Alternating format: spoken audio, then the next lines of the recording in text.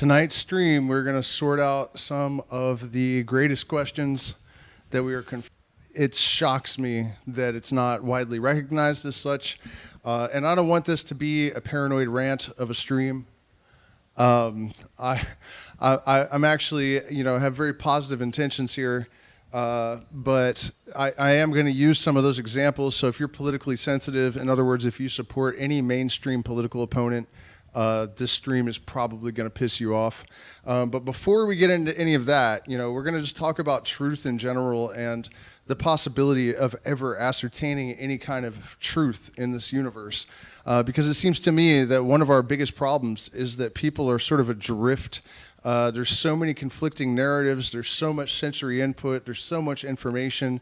It can really be overwhelming to try to make heads or tails of really anything at this point. And so first, in order to set the tone, I'm going to read a little bit from this formerly Masonic book. You can see it has a little, they recoil and bruise themselves. It is destruction and ruin. It is the volcano, the earthquake, the cyclone, not growth and progress. It is Polyphemus blinded, striking at random and falling headlong among the sharp rocks by the impetus of his own blows. The blind force of the people is a force that must be economized and also managed, as the blind force of steam lifting the ponderous iron arms and turning the large wheels is made to bore and rifle the cannon and to weave the most delicate lace. It must be regulated by intellect. Intellect is to the people and the people's force what the slender needle of the compass is to the ship. Its soul, always counseling the huge mass of wood and iron and always pointing to the north. To attack the citadels built up on all sides against the human race by superstition, despotism, prejudice. The force must have a brain and a law. Then its deeds of daring produce permanent results, and there is real progress. Then there are sublime conquests. Thought is a force, and philosophy should be an energy, finding its aim and its effects in the amelioration of mankind. The two great motors are truth and love. When all these forces are combined and guided by the intellect and regulated by the rule of right and justice and of combined and systematic movement and effort, the great revolution prepared for by the ages will begin to march. The power of the deity himself is in equilibrium with his wisdom. Hence, the only results are harmony. It is because force is ill-regulated that revolutions prove failures. Therefore, it is that so often insurrections, coming from those high mountains that domineer over the moral horizon, justice, wisdom, reason, right, built on the purest snow of the ideal after a long fall from rock to rock, after having reflected the sky in their transparency and been swollen by 100 affluents in the majestic path of triumph, suddenly lose themselves in quagmires like a California river in the sands. The onward march of the human race requires that the heights around it should blaze with noble and enduring lessons of courage. Deeds of daring dazzle history and form one class of the guiding lights of man. They are the stars and coruscations from that great sea of electricity, the force inherent in the people.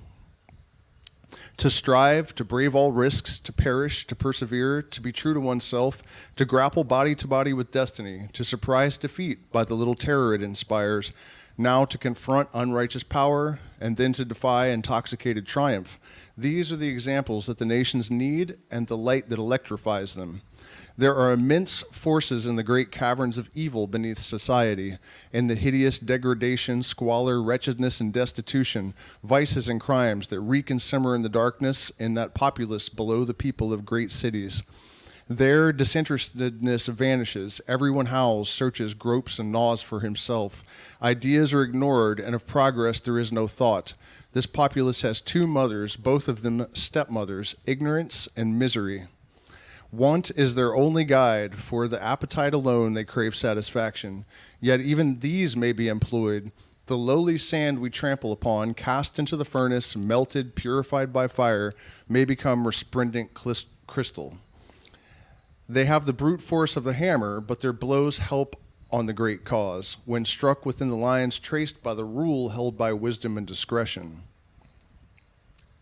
It is this very force of the people, however, this titanic power of the giants, that builds the fortifications of tyrants and is embodied in these armies.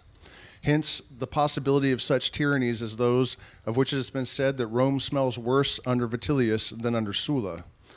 The foulness of the slaves is a direct result of the atrocious abasement of the despot. A miasma exhales from these crouching consciences that reflect the master. The public authorities are unclean. Hearts are collapsed, consciences shrunken, souls puny. This is so under the Roman Senate, under Caesar, and under all of the leaders of the modern era. It is the force of the people that sustains these despots, the basest as well as the best. That force acts through armies, and these oftener enslave than liberate.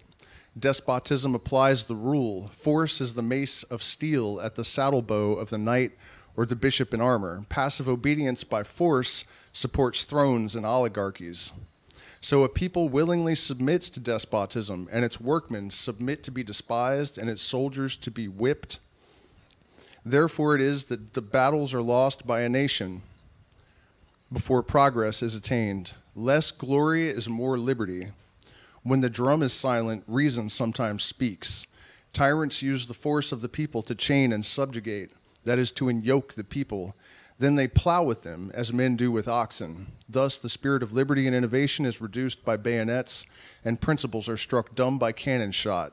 While the monks mingle with the troopers, and the church, militant and jubilant, Catholic or Puritan, sings Te Deums for victories over rebellion.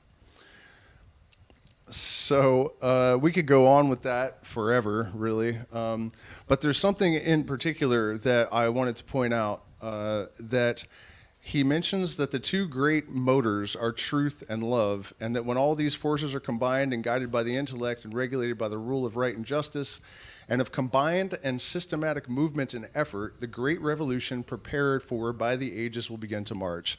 And this is a feeling that I have had since I was a child, that, you know, looking around me and seeing the people that were absorbed by religious systems and political doctrines and subjugated by the inculcation of doctrines forced upon them by their leaders and their parents and the culture and society around them, that it was only a matter of time before even just logic and reason, without invoking any, higher consciousness, drawing the lower consciousness up with entrainment or any of these sort of mystical ideas, just the simple fact of reason seemed to me enough to liberate people from those mind-forged manacles of culture. And experiences that I've had recently have definitely challenged all of those ideas to an extent. But I'm still convinced that there is some possibility of progress, that there is some kind of sense to the whole process. And earlier, I was standing in a room full of cats and dogs, and it occurred to me that, humans act in a certain way that sets them apart from animals under the best of circumstances, but we're supposed to, and many of us do, act in a way that is higher than just pure instinct and self-preservation. And I'm not trying to put animals down, and I know many of them act with compassion from time to time, but you guys understand what I mean. Generally, humans are more human. I don't know how else to put it. And that is because of our position on the scale of consciousness, right? We are on a different, you could call it a lot of things, a vibratory wavelength, a emotional stage of development. I think of it as generally a higher stage of consciousness.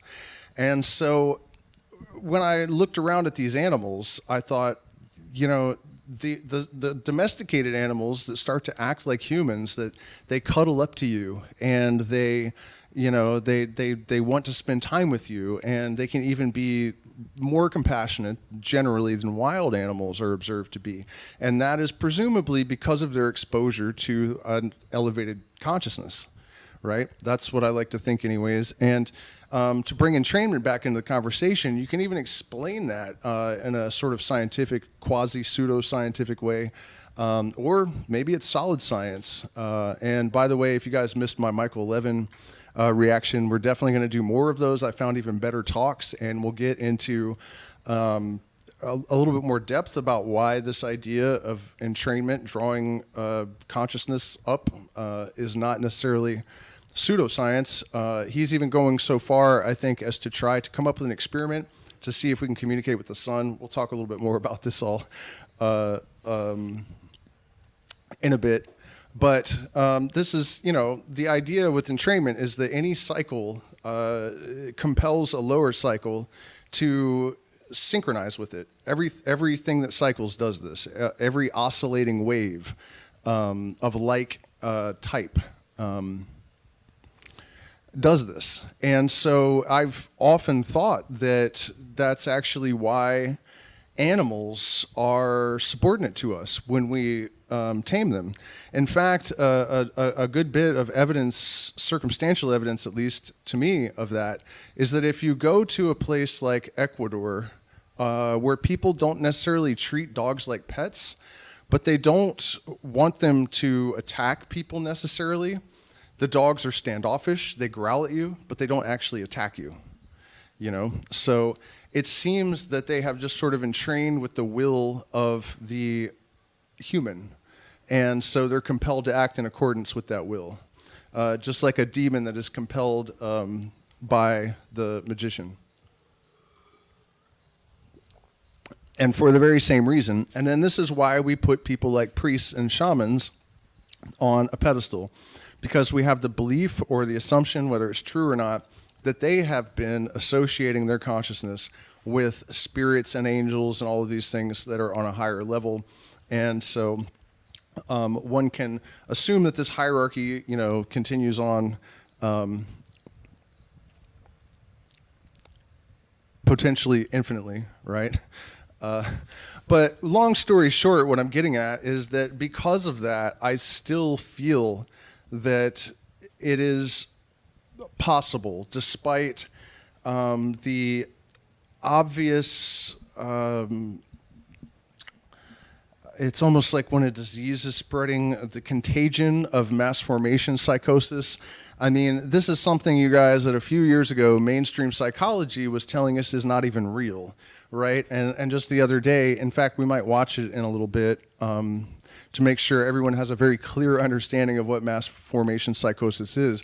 A couple of years ago, they were telling us it wasn't real, and now there are videos where mainstream psychologists are explaining it and warning about, what is happening. And that same psychologist that I featured for a minute in one of these live streams was basically saying, you cannot wake people up. You cannot do it. They're either on board, they're either on the bus or off the bus, is how they used to say it in the 60s. It was a reference to the further bus that was like the original hippie bus that went around trying to dose everyone and see if they could wake them up.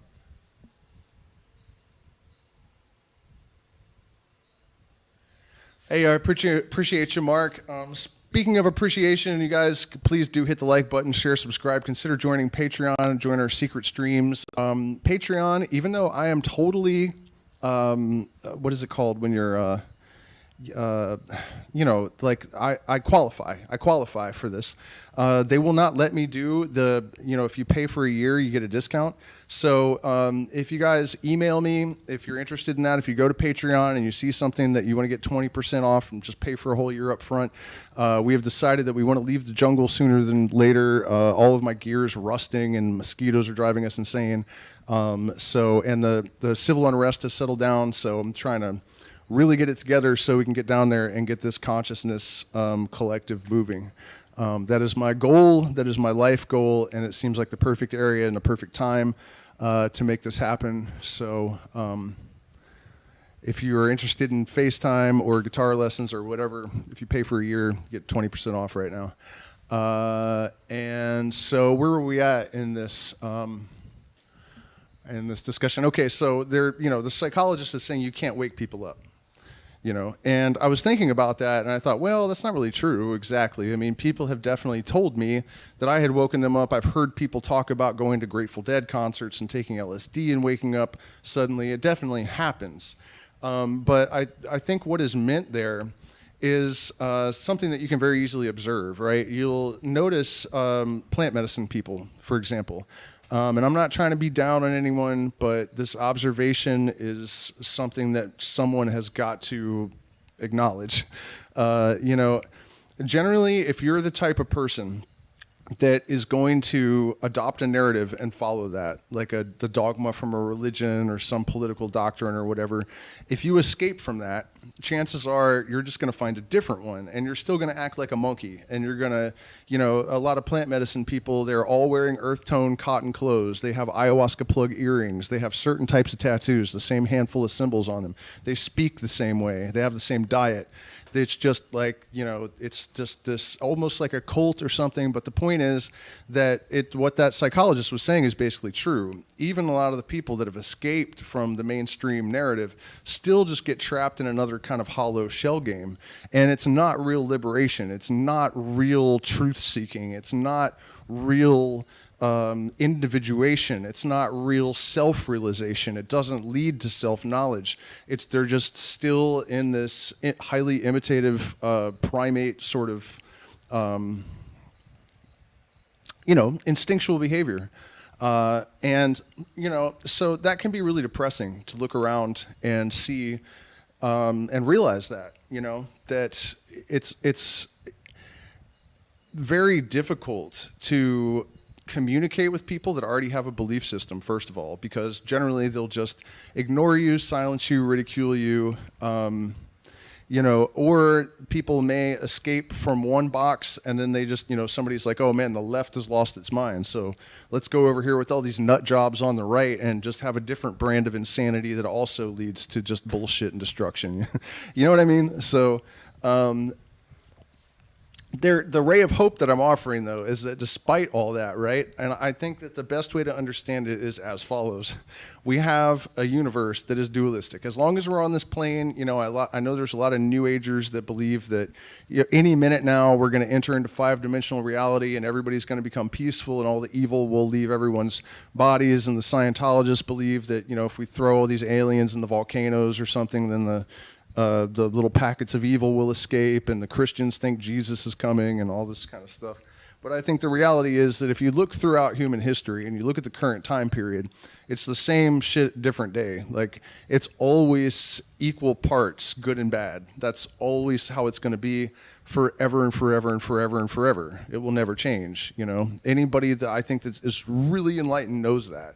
That's what that bittersweet knowing smile is about,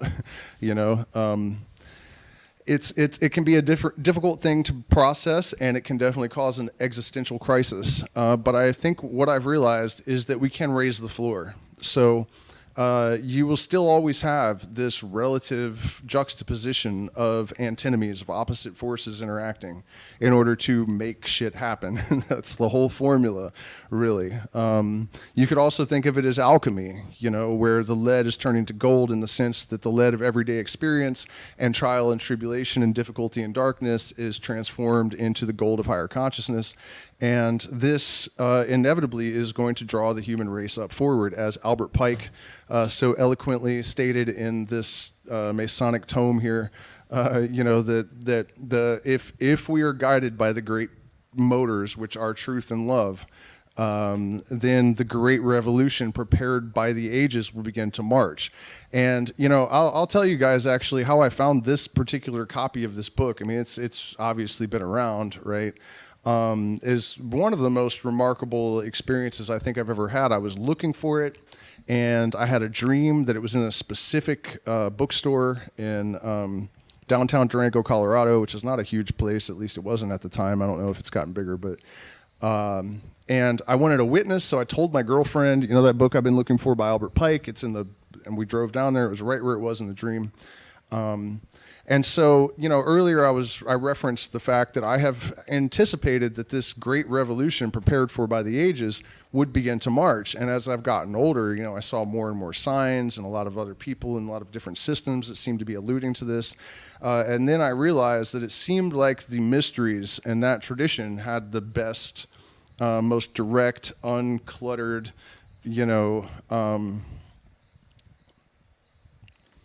line of communication or something. I don't even know how to put it, but that had occurred to me, that it was they were powerful and understood a lot of stuff.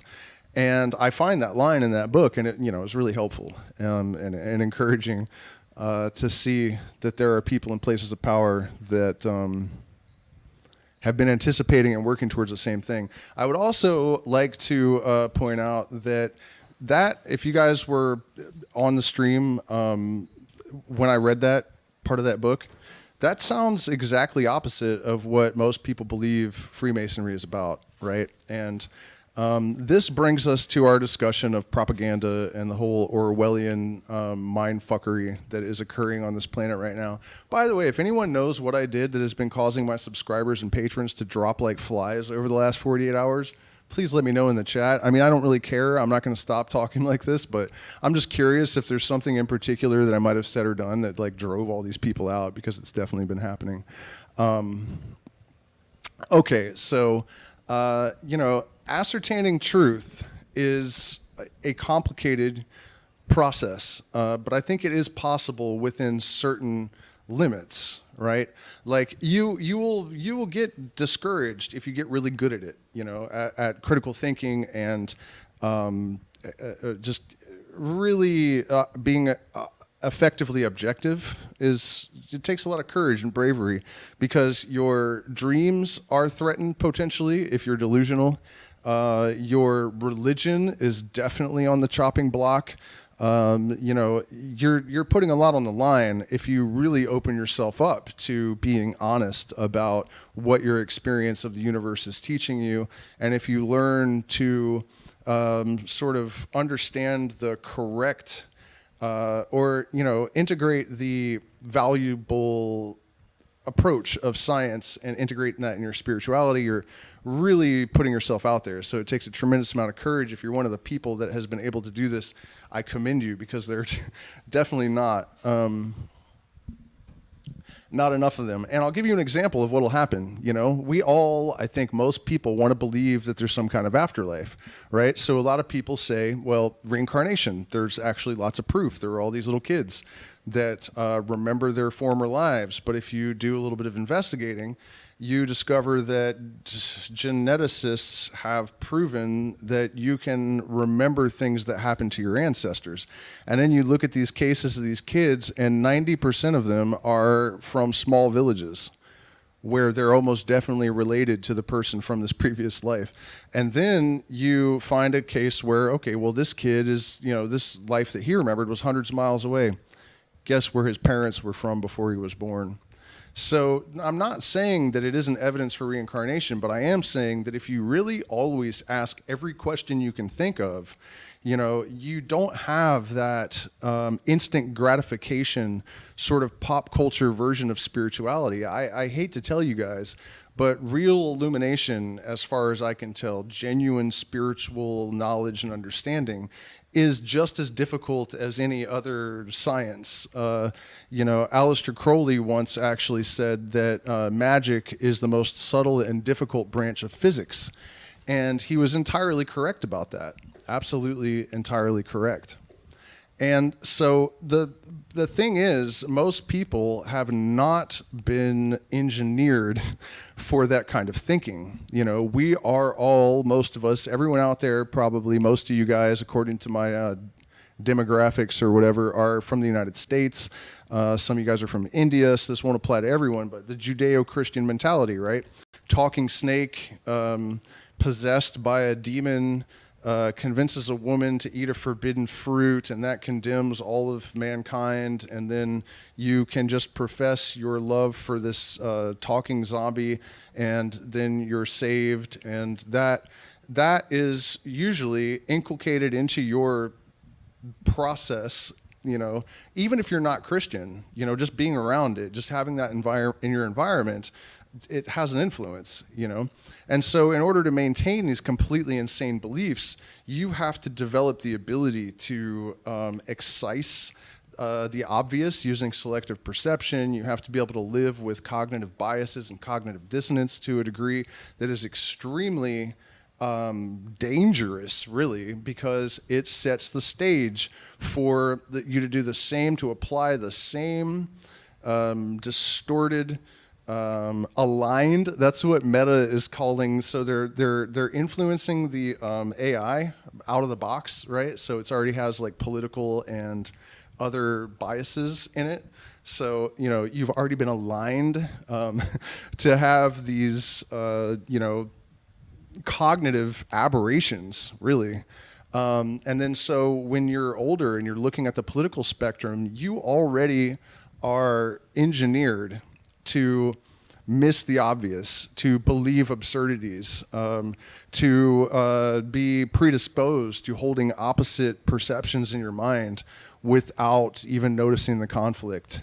And so you get what we have here, which is complete madness. And some of the things that I'm about to say in order to illustrate this, I hate the fact that I have to say them, right? I've been on YouTube for 5 years. I have a little bit over 10,000 subscribers. But I have, no matter how many more subscribers I get, my views always stay the same, right? Because they batch it out once and then drop it because I'm demonetized. Join the Patreon or send support via PayPal, whatever, do something. It'd be awesome of you. But you know what I mean? I don't need to alienate anybody, really. I'm having a hard enough time as it is. But somebody's got to say this stuff. I don't see it anywhere, I don't see it anywhere. But there are a couple of really great examples that have occurred in the last week that just seem so overt to me that people don't seem to be catching. Some of them actually started quite a bit further back than that. Like if you look at all of these like really divisive wedge issues and how they apparently emerge simultaneously, the LGBTQI MZ12649ABX thing that's so divisive, especially with children and stuff.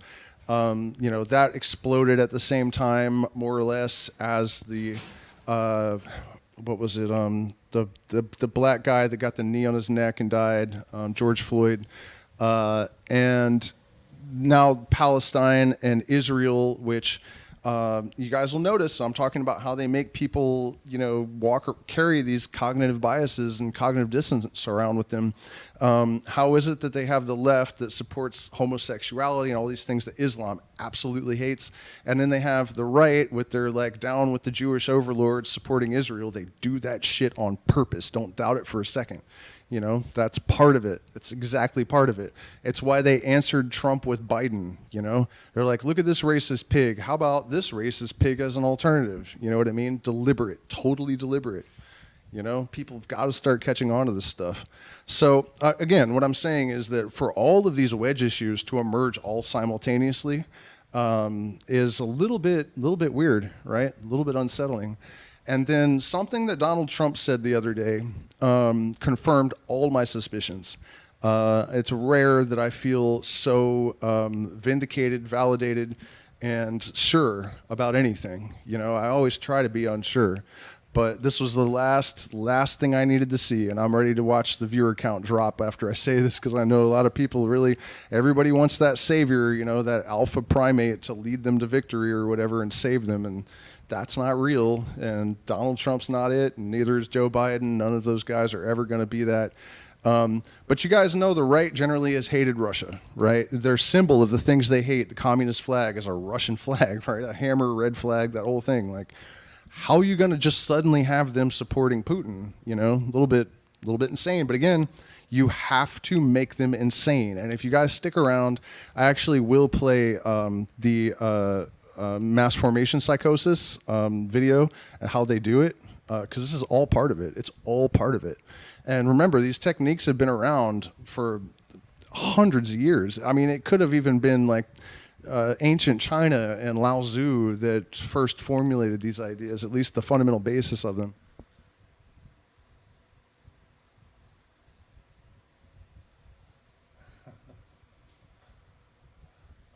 So here's the thing. People that support Trump are defending him for this by saying, well, yeah, you got to pay your bills. They're bootstrap Republicans, right? It makes sense at a glance. But here's the thing. You're on the verge of World War III, right? This is the other superpower, the opposing superpower, You are running for president of the U.S., and you actually say, I will even encourage aggression against U.S. allies while they're on the verge of World War III. I don't care who's not paying their bills. That is fucking insane. That is like literally the dumbest thing I think I've ever seen in my entire life. Like, it is the most overt act of treason that I have ever witnessed. Like, it is batshit crazy, right? And then when you look in the comments and everyone's like, oh, well, it makes sense. He needed to tell them to pay their bills or what. It's like, man, you guys are just way oversold on this dude. Like, it is fucking terrifying. Seriously. And I'm not saying that you have an alternative because you don't. You don't. But we all need to get on the same page and have the courage to wake up and smell the coffee, in my humble opinion. I mean, but for me, that was the last thing I needed to see to understand that they really are, you know, setting the stage for some kind of coup in the United States.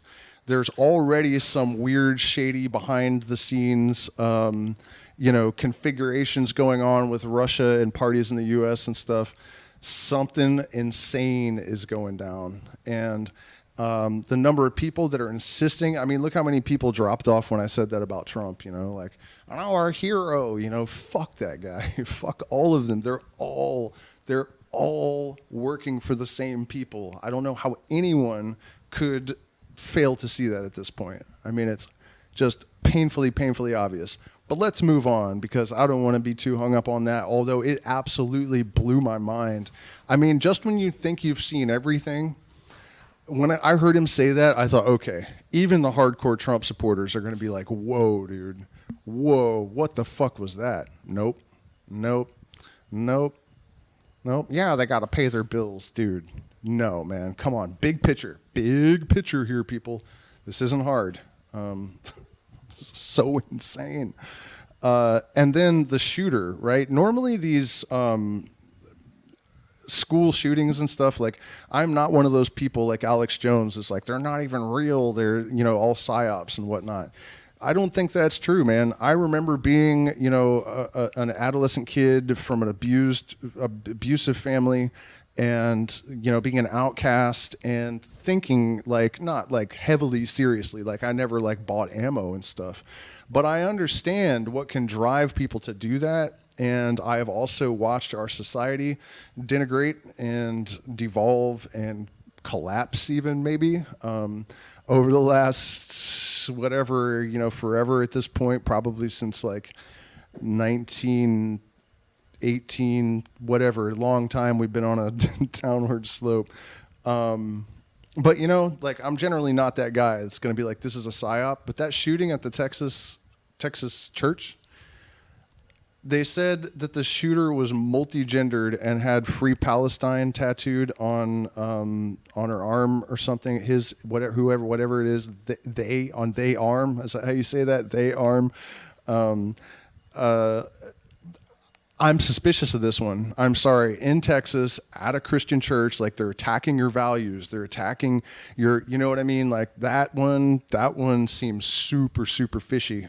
Super fishy. And I'm not saying that the woman didn't show up with a gun and, you know, that it didn't happen. I'm just saying that they do have the ability to program people. And that whole situation just looks like another one of those kind of manipulations. And then there was even another one, if I can recall this, just in the last week. I'll be super pissed if I can't remember it. But it was really recent. I mean, the point, you guys, is that they're laying it on super thick right now. They're laying it on super thick. The interview with Tucker Carlson and Putin, you know, that I didn't even watch it, but they're laying it on thick. Man, I wish I could remember the last one. While I'm thinking about it, though, there is something off this topic that I want to mention, because we have to do something, right?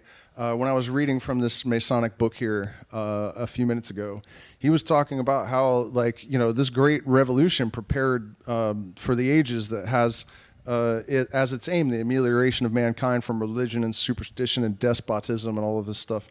It's dependent upon the action of individuals. It will not happen if people don't do shit, right? Obviously. So one of the potential equalizers that we have is AI. I've been talking about this a lot. And so over the last week, I've actually been doing a bunch of research and trying to figure out, like, is it possible that we can still leverage it to be on our side, or at least objective?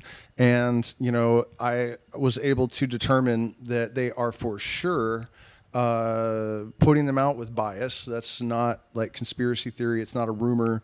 Meta has called it aligning them, right? This is so crazy, man. Aligning. It's just like something straight out of Orwell, There's complete lunacy. All of this shit is just complete goddamn lunacy. By the way, please, everyone hit the like button, share, subscribe, support us on Patreon, Cash App, PayPal, Zelle. Yeah, so here's the thing, though. We can very easily unalign them. And in my Discord, if you guys click on the link, I have created a new channel for AI, just information. I found some really good channels where they're teaching you how to use it to make money. And it's, most of the life hack channels are complete bullshit. It's really obvious. If you see something that says make $1,500 a day tomorrow, it's like, just no. It's not going to be real. But there are lots of ways to leverage this stuff. It's actually more difficult to use AI than I thought it was going to be. I tried to make a thumbnail for this podcast today, and it was all just wretched.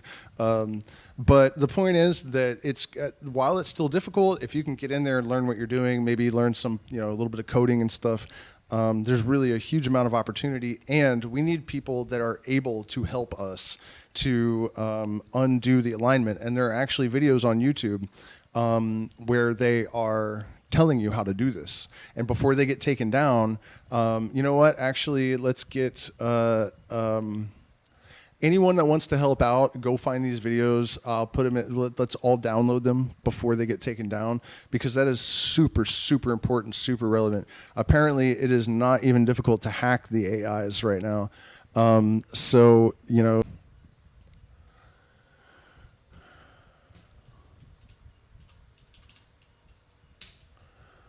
Okay, good. Successfully connected. So where were we at? Yeah, super important, you guys. Super important. We all need to put work into becoming really adept at this. And, it's not survival of the fittest. It is survival of the most adaptable. So what do you guys say? Should we watch this, what did I say? It was a mass formation psychosis video. I think that would probably be a good idea. Just give me a second to pull it up. And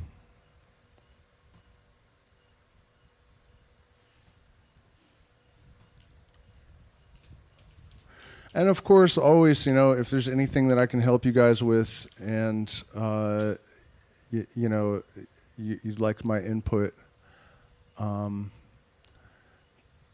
chat is open. Mass formation psychosis. Academy of Ideas, by the way, you guys, I like. Just want to make sure this is exactly the video I watched. It's got to be. We may actually, let's see, how long is this one? Only 10 minutes. We might watch 2 of them, because there was also Science Demystified. I'm going to try to get these guys to come on the podcast. I'm really working on trying to get guests. I don't know why I'm untouchable. I can't get anyone to even respond to me. Maybe I just don't know how to communicate with people. I don't know. I don't get it. In the entire history of being on YouTube, I've gotten literally one person to respond to me that I've reached out to. So I'm not sure. Maybe my view count's too low or something, and people just don't want to bother with it.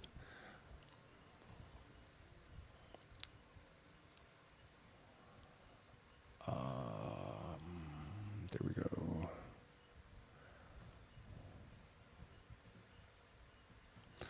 Almost there. Well, you guys can see this now, I think.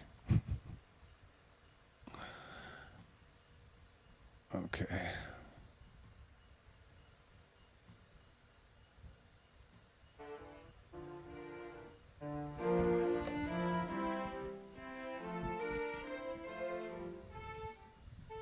Man does not make his ideas.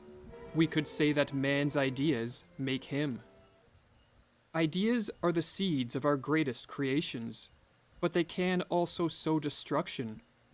Ideas, when put into action, lead to individual and social flourishing, or to individual suffering and social ruin.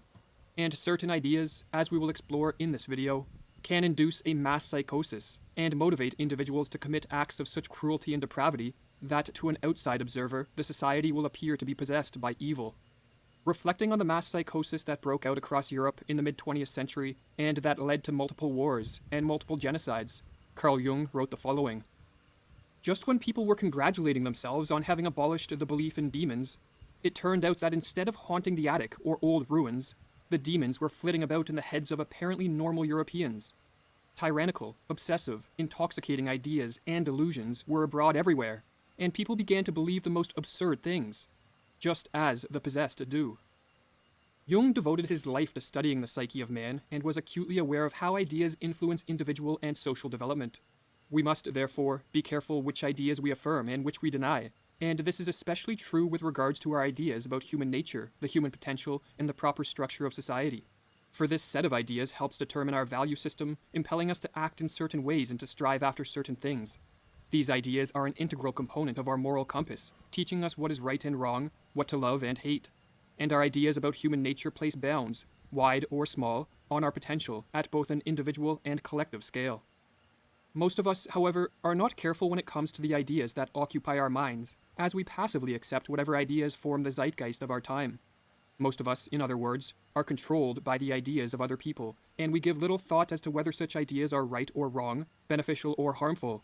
And as the psychologist Silvano Arietti warns, if he controls your ideas, he will soon control your actions, because every action is preceded by an idea. Sometimes this passive conformity in the realm of ideas promotes our well-being and contributes to a prosperous society, but at other times the ideas that make up the spirit of our age do the opposite. Certain ideas weaken us, make us prone to fear and anxiety, disconnect us from reality, drive us to excessive hate, cause us to regress psychologically, and distort our view of human nature and the human potential. Ideas of this variety, the Russian author Fyodor Dostoevsky labeled as demons. And as Richard Pevier wrote in the preface to Dostoevsky's novel, Demons, throughout Dostoevsky's work exists the possibility of an evil or alien idea coming to inhabit a person, misleading him, perverting him ontologically, driving him to crime or insanity. The person born of the idea may be distorted and even destroyed by it. When possessed by demons, an individual is less capable of facing up to the challenges of life. For demons, by distorting and degrading our image of human nature and the human potential, trick a man or woman into acting in ways that are maladaptive to the environment and injurious to individual flourishing and social prosperity. Demons are not based in truth and are not built on an appeal to facts and evidence, but are illusions, and as Jung wrote, illusions are inimical to life. They are unhealthy and sooner or later trip you up. But humans are very susceptible to illusions, and advances in science and technology have not made us immune to illusory ideas. Or as Jung wrote, the psychic conditions which breed demons are as actively at work as ever, and as he stated in a lecture given at Yale University, we can never be sure that a new idea will not seize either upon ourselves or upon our neighbors. We know from modern as well as from ancient history that such ideas are often so strange, indeed so bizarre, that they fly in the face of reason. The fascination which is almost invariably connected with ideas of this sort produces a fanatical obsession, with the result that all dissenters, no matter how well-meaning or reasonable they are, get burnt alive, or are disposed of in masses. Demons take many forms, be it ideas that promote learned helplessness or passivity and so degrade the human potential, social or religious ideas that deem a race or ethnic group as a plague to mankind and so promote persecutions and mass cruelty, or political ideologies that elevate a select few far above the rest of mankind, and so set a society up for the mass psychosis of totalitarianism. This latter belief, which divides society into two classes, the rulers and the ruled, has a long history and many variants.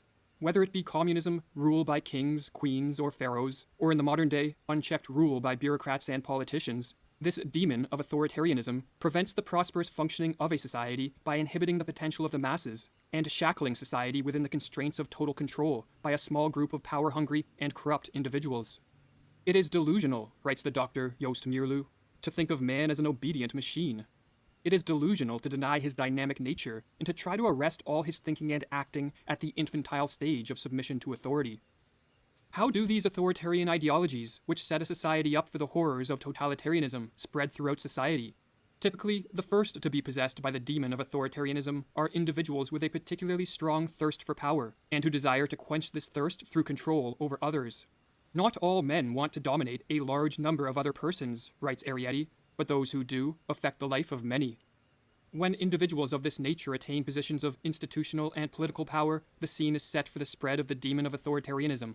For these individuals gain power and resources the more this demon spreads, and so they instinctively seek to disseminate their favorite authoritarian ideology as far and wide as possible. Unfortunately for the rest of us, advances in the field of psychology, and specifically in the understanding of group psychology, has allowed for the development of very effective methods of molding the minds of the masses, and politicians and bureaucrats the world over now make use of these methods of mind control. Or as Mirlu explains, just as the technological advances of the modern world have refined and perfected the weapons of physical warfare, so the advance in man's understanding of the manipulation of public opinion have enabled him to refine and perfect the weapons of psychological warfare. And totalitarian psychological warfare is an effort to propagandize and hypnotize the world into submission. But are the individuals who spread these authoritarian ideologies simply evil? Do they spread these ideas, in other words, with the intention of causing harm to other people? The Russian author Alexander Solzhenitsyn, who lived in a society caught in the grip of the authoritarian demon of communism, suggests that such individuals are evil, but that they lack full awareness of the fact that they are setting society up for ruin. Instead, such individuals convince themselves, and then others, that what they are doing is for the good of society, and not merely for their own personal gain. Or as Solzhenitsyn writes, to do evil, a human being must first of all believe that what he's doing is good, or else that it's a well-considered act in conformity with natural law. Or as he further explains, ideology, that is what gives evil doing its long-sought justification, and gives the evildoer the necessary steadfastness and determination. That is the social theory which helps to make his acts seem good instead of bad in his own and others' eyes, so that he won't hear reproaches and curses, but will receive praise and honors. In the next video, we will explore how this small group of power-hungry individuals is able to spread the demon of an authoritarian ideology to the masses at large, and in the process, induce the mass psychosis of totalitarianism. We will explore the techniques that are used for the dissemination of this demon, the conditions I think that create that's the fertile video I was ground actually for its looking spread, for. and the role that modern technology not the plays in one. this process. In fact, I think I had a post on Facebook that probably can do a better job. Let me see if I can get my own feed up. I don't even know how this crap works. Yeah, one of the most effective propaganda protocols used by the Nazis, Mussolini, and even older governments is as follows. Create fear, create confusion by generating conflicting information about the cause of said fear, isolate the populace, increase confusion by adding new threats, which never conclude. Is World War III going to happen? Are there aliens or not? Create doubt about the current government. This entire process is called menticide or mind murder. Shake, stir, repeat. The populace will be begging for totalitarianism within a few short years. Weird how that all sounds so familiar, and that was from a post I made a year ago. How things have not gotten any less certain that this is a deliberate movement in that direction, right? Apologize that I played the wrong video because I'm pretty sure the other one was considerably better than that one. And really, I could have just read that paragraph from my Facebook page and accomplished what I was after trying to communicate there. Where's the chat? All right, let me check back in with you guys.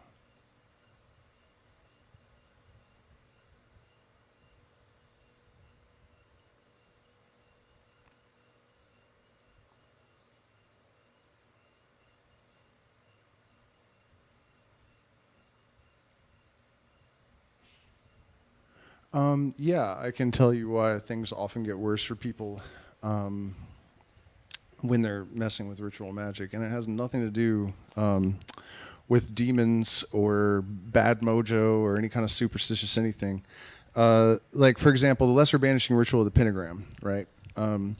Every day you're going out and you are configuring your outlook, your intentions, your desires, your hopes, And if you're doing this properly, or at least my design of the ritual is a little bit different than any I've seen, but you draw the pentagram inverted in the morning, which actually isn't an evil symbol. It's a symbol of the light descending into matter. And so you're drawing these ideas into your circle, which represents your universe, every morning. And so in each direction, you have compartmentalized there's a lot of stuff to organize. And so one of the reasons, sigils are used in the occult and Hebrew, because Hebrew has 3 layers of meaning for each letters, a number, a symbol, and the idea of compressing information in the same way that, Python is a good programming language because it, you can use a small phrase to get a lot done because it's all packed in there. Anyways, so you do that in the morning, and then at night you send all of the things away. And you do this every day, morning, invoking, banishing in the evenings. So you're clearing out all the crap that doesn't serve you at night. Your girlfriend, suddenly you don't relate to her anymore, and you break up with her. And your job, you're suddenly miserable at your job, and you have to quit or you get fired because you're disinterested and you're, depressed at work and stuff. You know what I mean? You often experience a breaking apart of your reality, and that is the solve at coagula formula. There has to be some disintegration, some chaos. You can think of it as space is created so that the parts can move to reconfigure themselves. If they're strictly in a state of coherence and they're locked in together, there's no way to change anything. So just as like the shaman or the mystic goes mad before he becomes really a shaman or a mystic, it's because the mind must break apart in order to have the space to reconfigure and coagulate in a new order. And that's also what our society is doing right now, and it in a way, I think it's almost inevitable that it will result in the end in the sort of separating the wheat from the chaff. It's just kind of a logical process. It's mathematical. There is some degree of certainty in the way that things work and the way that they'll come out. And that's why I'm such an advocate of the kind of process and attitude of scientific illuminism and the mysteries. Because if you acquire the skill of really deeply understanding the processes in the universe and sometimes when I say that science and spirituality should be able to dovetail, they should be not mutually exclusive, but actually complementary. People sometimes get upset because I think partly because they intuit that reason and critical thinking and all of that sort of thing is a threat to their fantasies, their mythological religions, if they have that, or, delusions or whatever. But also because I think they misunderstand that what I'm actually talking about is the fact that real spirituality comes from observation of natural processes, at least in large part. And it is information that is made available to us by observation that sort of gives us the parameters that the universe operates within, and that helps us to carve out or to carve the fat away and keep just the meat. If that analogy is any good, I hope. You know what? Let's see if I can find this psychologist talking about mass psychosis, because he was really on point. The only issue that I have is that he is a little bit difficult to understand because he is not English. English is not his first language, I'm afraid.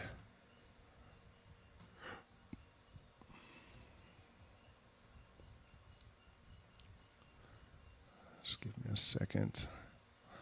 I wanted to get all this set up before the stream, but unfortunately, AI. I was really determined to get a good thumbnail out of it today, and it was just kept getting worse and worse and worse.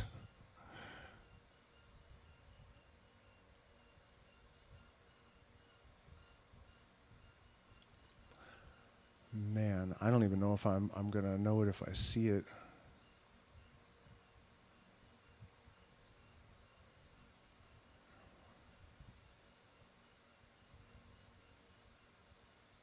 It's got to be just before the music stream. Probably will resume the music tomorrow for anyone that might be interested in that.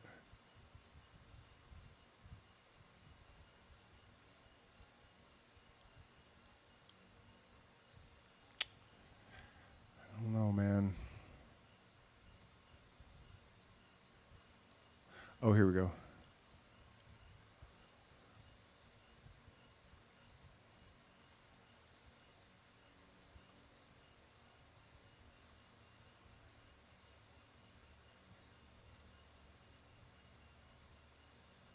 Maybe not.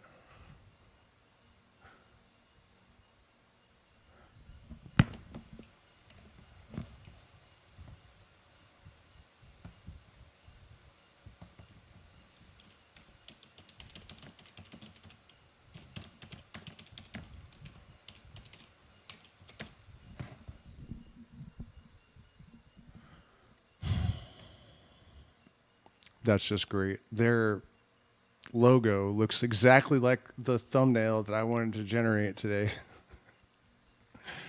AI was just not really going to let me do it.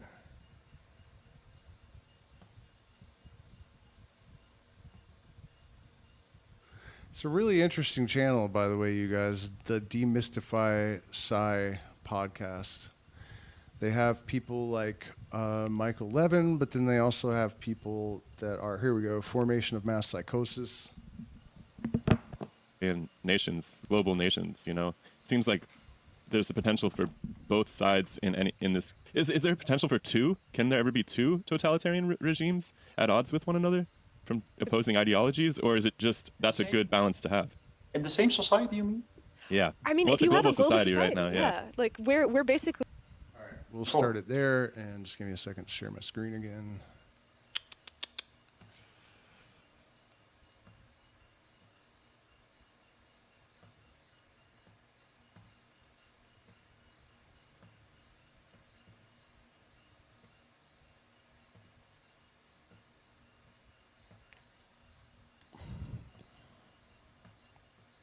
And since his English isn't perfect, let's make sure we got some subtitles. I mean, it's interesting because from my experience with Soviet Russia, I immigrated with my parents when I was a kid, but you know they have all the stories of what it was like to grow up in that environment. And from what I've seen after the Iron Curtain came down and the Soviet Union ended was that it's not like Russia got back up on its feet and all of a sudden was... Here we go. Let's start here. Look how social isolation is the first step, but then once people feel socially isolated, once they feel disconnected, they start to develop more and more experiences of meaninglessness, because it is exactly the impact we have, the effect we have on the other that gives us the impression that our life makes sense. If we see that we touch someone, that we make someone happy, or that the other just notices it, that we have an effect on the other, we spontaneously will have the experience that our life makes sense. Without this effect, we'll be confronted, often without realizing that the connection between the two, but we will be confronted with feelings of lack of sense making. And then in a third step, and that's very problematic, we will start to experience feelings of so-called free-floating anxiety, frustration, and aggression. We will be confronted with negative effects, negative emotions, such as anxiety, frustration, and aggression, of which are not related to a mental representation, meaning that we will be anxious without knowing what we are anxious for. We'll feel frustrated and aggressive without knowing what we feel frustrated and aggressive for. That's the ultimate consequence of social isolation and lack of resonance. And then, once the population is in this state, it's ready for mass formation. And then you see how dangerous it is if a large part of the population stops resonating with its environment. It's as if at that moment, something might happen that is extremely simple. If at that moment, a narrative is distributed through the mass media, indicating an object of anxiety, and at the same time, providing a strategy to deal with the object of anxiety, something very specific happens. All this free-floating anxiety that is extremely aversive, because if anxiety is without representation, if you're anxious and you don't know what you're anxious for, You cannot mentally control your anxiety because you don't know what you're anxious for. And at that moment, when someone disseminates a narrative that indicates an object of anxiety and a strategy to deal with that object of anxiety, all this free-floating anxiety connects to the object of anxiety, and there is a huge willingness in the population to participate in a strategy to deal with the object of anxiety. That is the beginning of all mass formation. In the Crusades, in the French Revolution, during the witch trials, in Nazism, in Stalinism, the object of anxiety was always different, but the mechanism was always the same.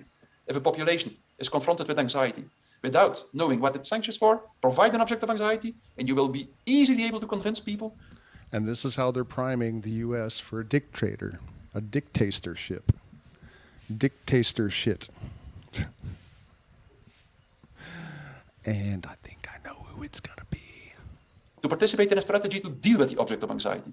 That's the first step. And then the second one happens. Because all these people at the same time participate in a strategy to deal with the object of anxiety, people feel not isolated anymore.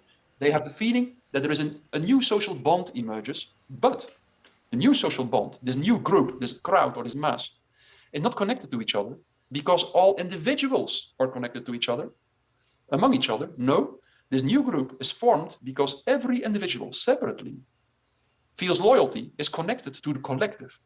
That's extremely important because it's even the case that in a mass, the bonds, the social bond between the individuals deteriorates step after step. And that's why totalitarian state in mass form and masses always end up in a typically radically paranoid atmosphere. The social bond between the individuals is completely destroyed after a while. This can happen intentionally, as Stalin did, but it can also happen spontaneously. In Nazi Germany, Hitler didn't try to destroy the social bond between individuals, but it happened spontaneously. It happens in every group with a very strong group bond and group identity.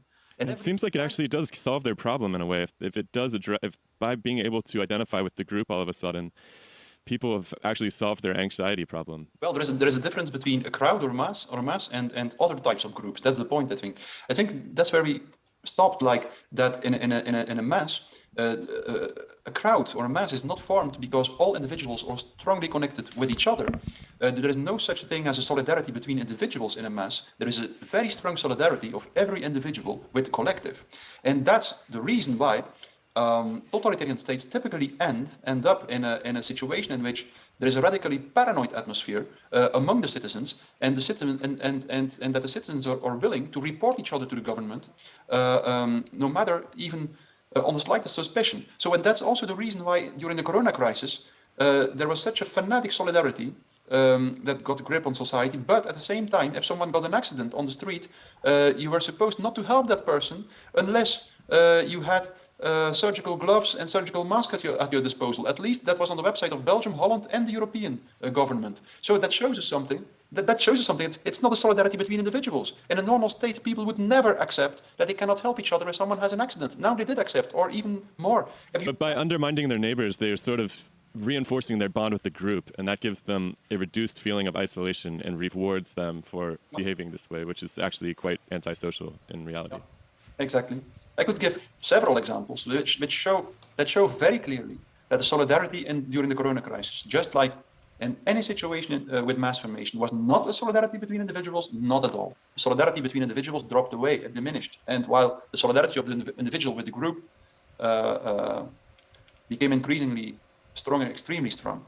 So that's the problem with mass formation. So it starts from social isolation. It starts from a lack of bond between individuals. And as soon as the mass formation starts, it seems as if people are connected again, but in reality, they are not connected again. They are connected to the collective. That means that after a process of mass formation, the social isolation, the lack of bond between the individuals is even, the bond between individuals deteriorated even more. And that means once one mass formation ends, a large-scale mass formation ends, society is usually ready for a second one. just because the precondition, the social isolation, is even more fulfilled after the mass formation than before. I mean, it's interesting because from my experience with Soviet Russia, I immigrated with my parents when I was a kid, but they have all the stories of what it was like to grow up in that environment. And from what I've seen after the Iron Curtain came down and the Soviet Union ended, was that it's not like Russia got back up on its feet and all of a sudden was free to leave this horror behind. What you ended up getting was that you ended up getting basically another totalitarian takeover. But that didn't happen in Germany. No, but there were several differences between Germany and the Soviet Union. The process of mass formation went much further in the Soviet Union than in Germany, for instance. In Germany, it stopped actually somewhere in the middle. In Nazi Germany, the war destroyed Nazi Germany before the process of mass formation could go all the way. For instance, in the Soviet Union, first around 1930,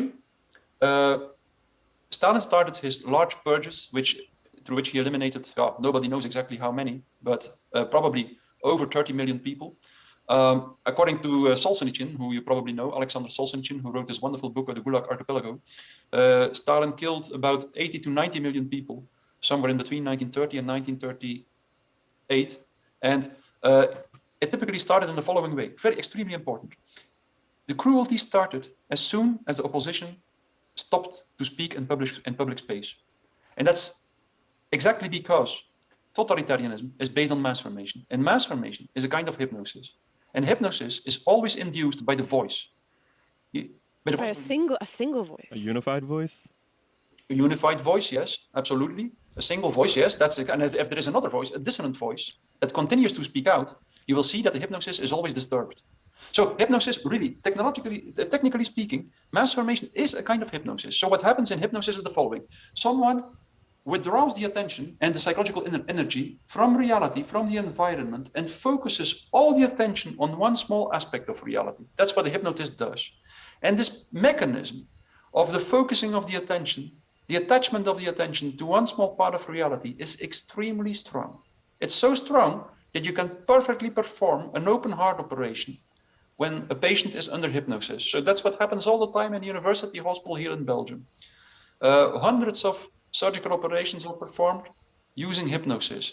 It's a very simple procedure through which a hypnotist focuses the attention on something positive. He typically tells things like, we will go to get to the patient, such as, we will go to a place where you feel very good. Do you feel the sun on your skin? Do you feel the sand under your feet? Yes. And then suddenly the hypnotist gives a sign to the surgeon, and he can start to cut through the skin, through the flesh, even straight through the breastbone to perform an open heart operation. So that's the power of this mechanism of the focusing of attention. In mass formation, exactly the same happens. Exactly the same.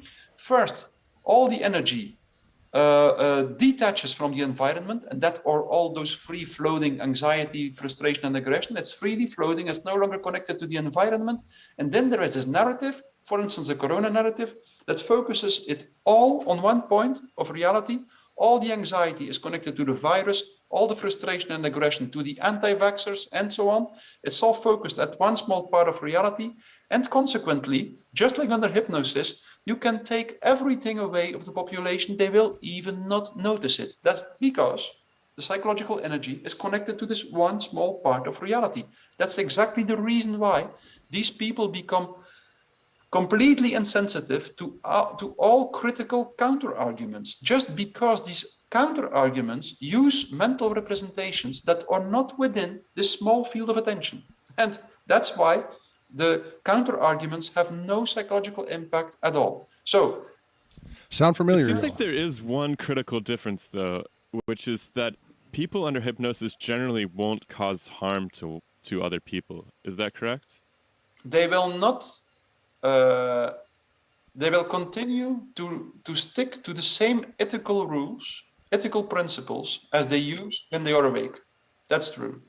So you have to rewrite the ethical rule. The ethical rules have to be rewritten underneath them in a sort of public fashion. Isn't there something to do with dehumanization and creating a group that doesn't warrant the ethical rule? Because ethical rules. That's rewriting. Yeah, exactly. Yeah. Rewriting the ethical landscape is a better way of putting it. Maybe. Yeah. Like you still have the same rules, but you're like, but these people who are anti-vaxxers, or these people who are, abortion activists, or Jews, or whatever, they don't deserve anti-communist, or in the case of the Soviet Union. What's typical for mass formation is that within the mass, people stick to extremely strict ethical rules.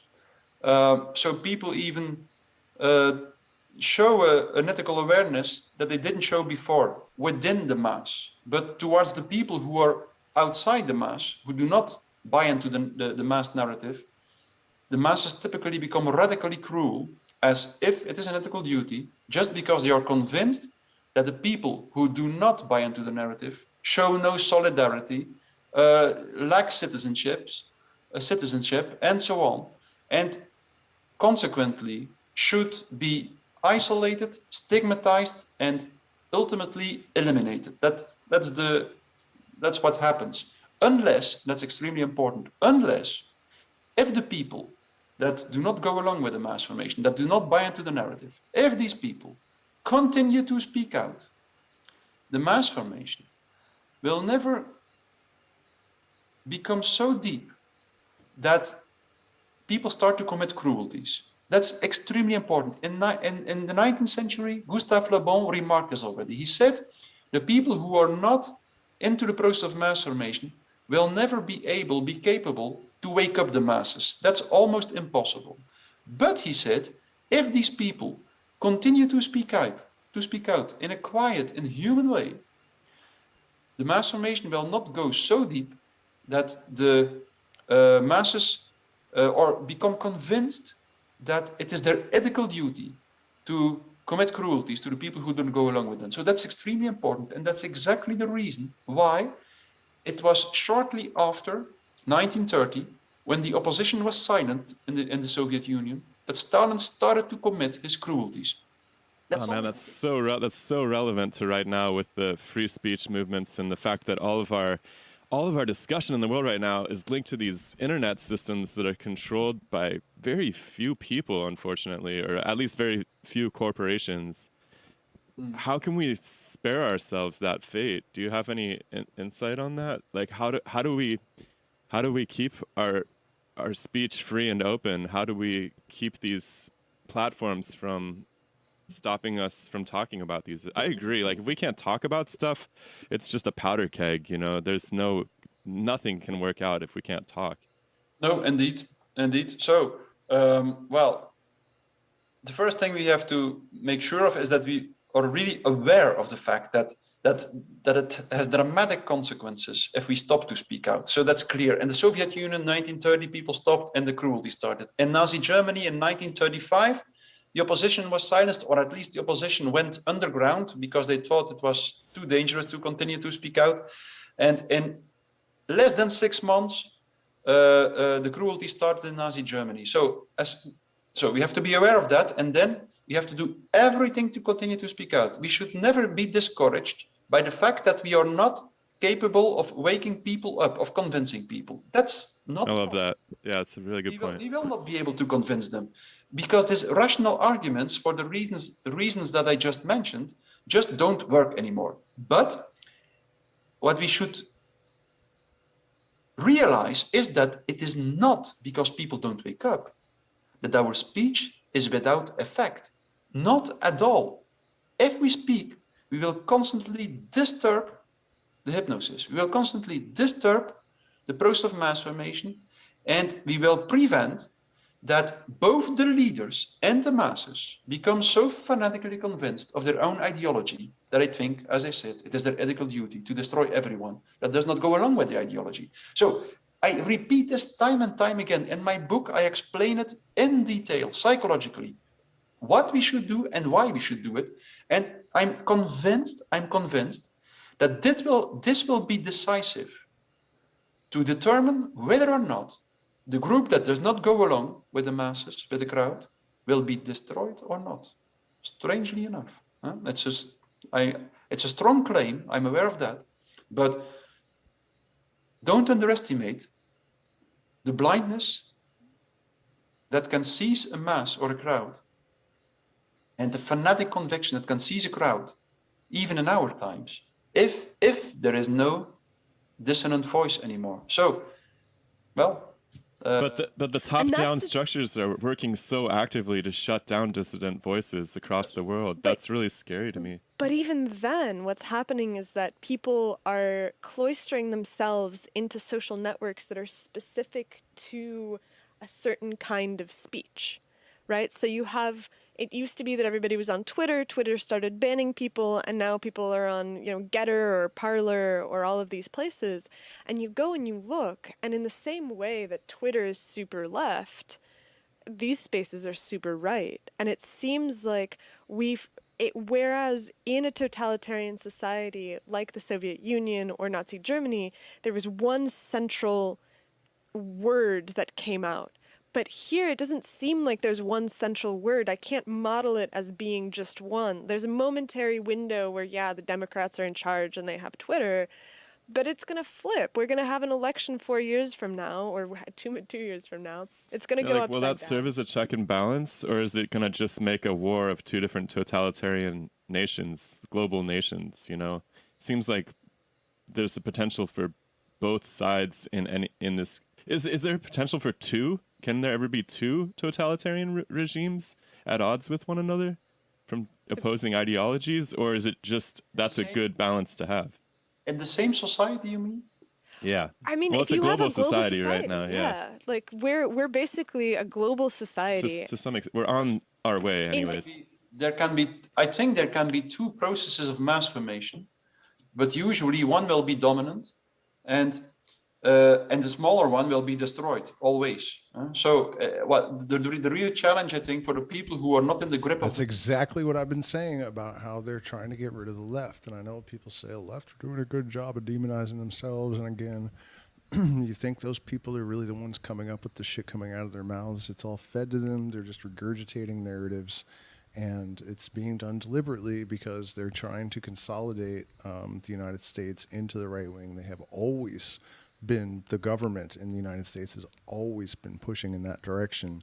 And now the apparent, the reason that they put Biden and Kamala Harris, who are actually totally right wing, at least in the sense that they're fascist. You look at the legislation he's made throughout history, his history, and it looks like the worst of Republican legislation, So, and then this whole appearance of like this bumbling old man destroying America and stuff, like it's just to make sure that the left is completely destroyed. It's all deliberate. It's all staged. And by the way, I remembered the other stunt. So I talked about how the Palestinian Free Palestine tattoo on the shooter recently, and how she has 10 genders or whatever, and attacks a Christian church. And it's like, man, that's black op, psyop propaganda if I've ever seen it in my life, And then we have, Trump threatening to encourage Russian aggression against U.S. allies, and all this followers saying, well, it's true, they have to pay their bills. Okay, that's a good reason to alienate U.S. allies on the brink of World War III. That's genius, brilliant shit right there. The other thing was the rapper, Killer Mike, when he was arrested, well, I don't know if it's the Grammys or whatever, I don't follow any of this crap, but I did notice that he was on some like mayor or some left-leaning talk show, and he refused to support Biden. And then he's arrested at the Grammys. And of course, the response that a lot of these propaganda shills for the right, for the machine, really, it's not even the right, it's just the machine. Oh, look what happens if you don't support Biden, you get arrested. No. The people were, even Rogan said this, he's like, that's weird. Like, they don't arrest you during the Grammys. They would like call you to come downtown. It wasn't even a serious thing, apparently. Totally just staged shit. That was the whole point, to create this appearance of oppression. And what they're trying to do is instigate the people on the right to actually coup and then say, well, they were destroying America. I don't see a bigger move you could make to destroy America than being a presidential candidate, an ex-president, potentially the next president, and encouraging global power enemy aggression towards your allies. Like, you want to talk about destroying America, people, come the fuck on, man. You can't, there's no bigger thing you can do. regardless of not paying their lodge dues or whatever the hell it is that he was justifying that with. But you know what I mean? That's what's going on. And it's all in the interest of setting the stage for this mass formation psychosis. The large-scale process of mass formation is to make sure that they don't end up in a mass formation themselves. That's the real challenge, because if they do, you have a large crowd and a small crowd that both function according to the same destructive principles. And in this struggle between the large and the small will definitely lose and will be destroyed. And then a new counter mass will emerge, and so on, ad infinitum, and until. And so, what are you optimistic? Yes, I am. Oh, okay, all right, that's good. I think it will be very difficult the years to come. So I think definitely in Europe we will see the emergence of a new kind of totalitarianism, technocratic totalitarianism. That was what Hannah Arendt already mentioned in 1951 in her book, The Origins of a Totalitarianism. It's here on a pile of books just besides my desk here, next to my desk. So what she warned already for in 1951, she said, we've experienced the fall of Nazi Germany. We will see that the Soviet Union probably will collapse also in the nearby future. But then she said a new kind of totalitarianism will emerge, and it will be led by dull bureaucrats and technocrats, she said, no longer by gang leaders such as Stalin and Hitler. So she was already well aware that the zeitgeist, the time spirit would evolve, and that probably the new totalitarianism would be technocratic in nature. In many respects, you cannot compare it to the Nazism or Stalinism, I think, but that doesn't make it less totalitarian. It will also, in a relentless way, impose its ideology to the population, or it will try to do so. And so I guess that we really have our fate in our own hands. If we continue to speak out, we will be banned from the internet, I think. We will be, because it will be easy. I don't know if you know that there is this European digital ID that will be used in Europe probably in a few months to maybe 1 or 2 years. And this digital ID will be like a kind of QR code, as was used during the Corona crisis. And then it will be very easy to ban the people from the internet who don't have a QR code. It will be extremely easy to do so. So I guess they will try to do so. But of course, we can speak in the real world as well. And in a strange way, our words might have more impact in the real world than through the internet. So that's extremely important, I think, in many respects. But how do people form those in-person connections? I mean, people are so atomized. The way that this starts is that people are atomized. And if people get kicked off the internet, they're still going to be atomized. Yes, but we will have to reconnect. We will have to form parallel structures, I think. We will have to, well, not really, we might not be able to really live off-grid, but still we might be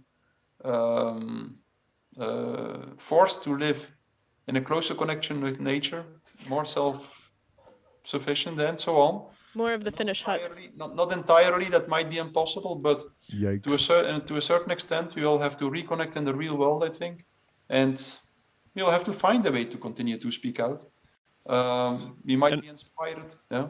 And really. Wait a minute. That's optimism, motherfucker. What? Yikes, dude. Yikes. Pertinently, it seems worth remembering that these totalitarian movements burn themselves out. It's almost like they're cannibalistic. They eat themselves alive. Like the people get...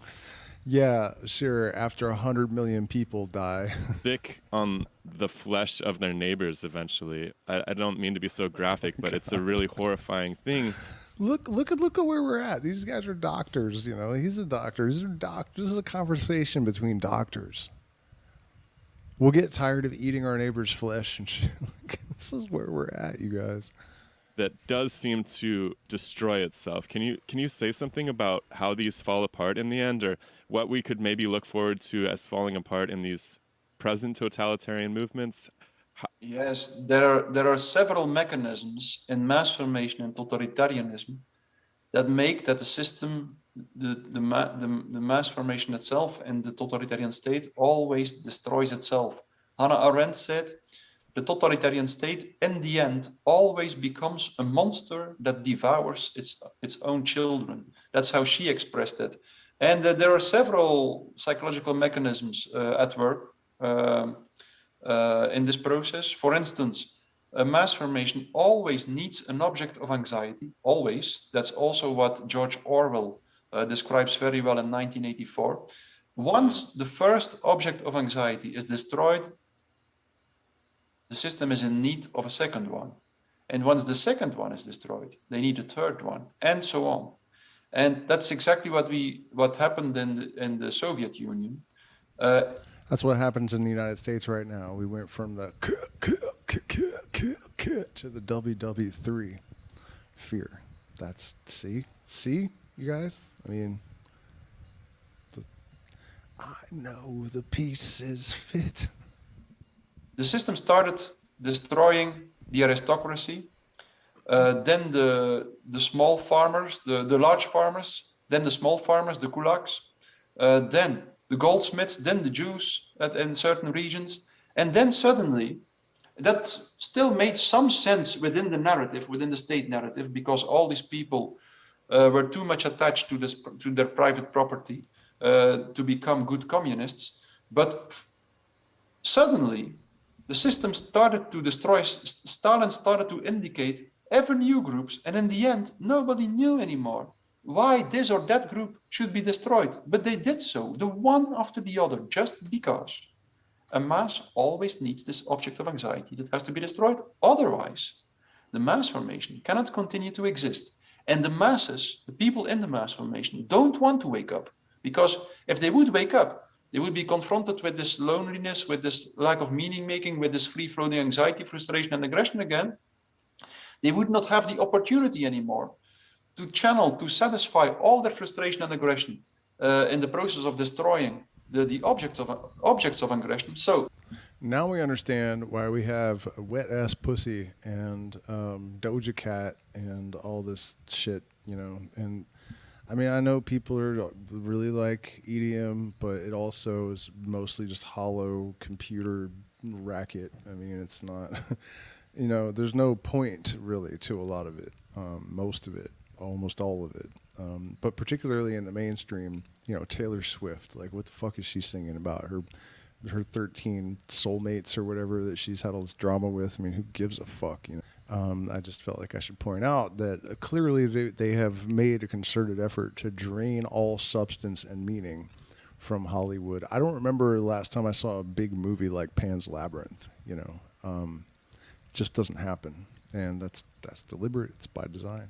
I love I just want to reiterate what you just said. It's kind of beautiful. The more that we can calm our own anxieties as in our small little worlds and with our neighbors and in our communities that we already have, the more that we can reassure one another. They definitely remind me of those people that, you know, like I just had this happen to me the other day where I was talking about like the problem being basically that people are acting from a subconscious place, and the person that I was talking to immediately got, you know, a feeling that her thinking was superior to mine because I was thinking my mind was superior to others, and therefore she needed to look down on me for doing the thing that she was doing to me in that moment.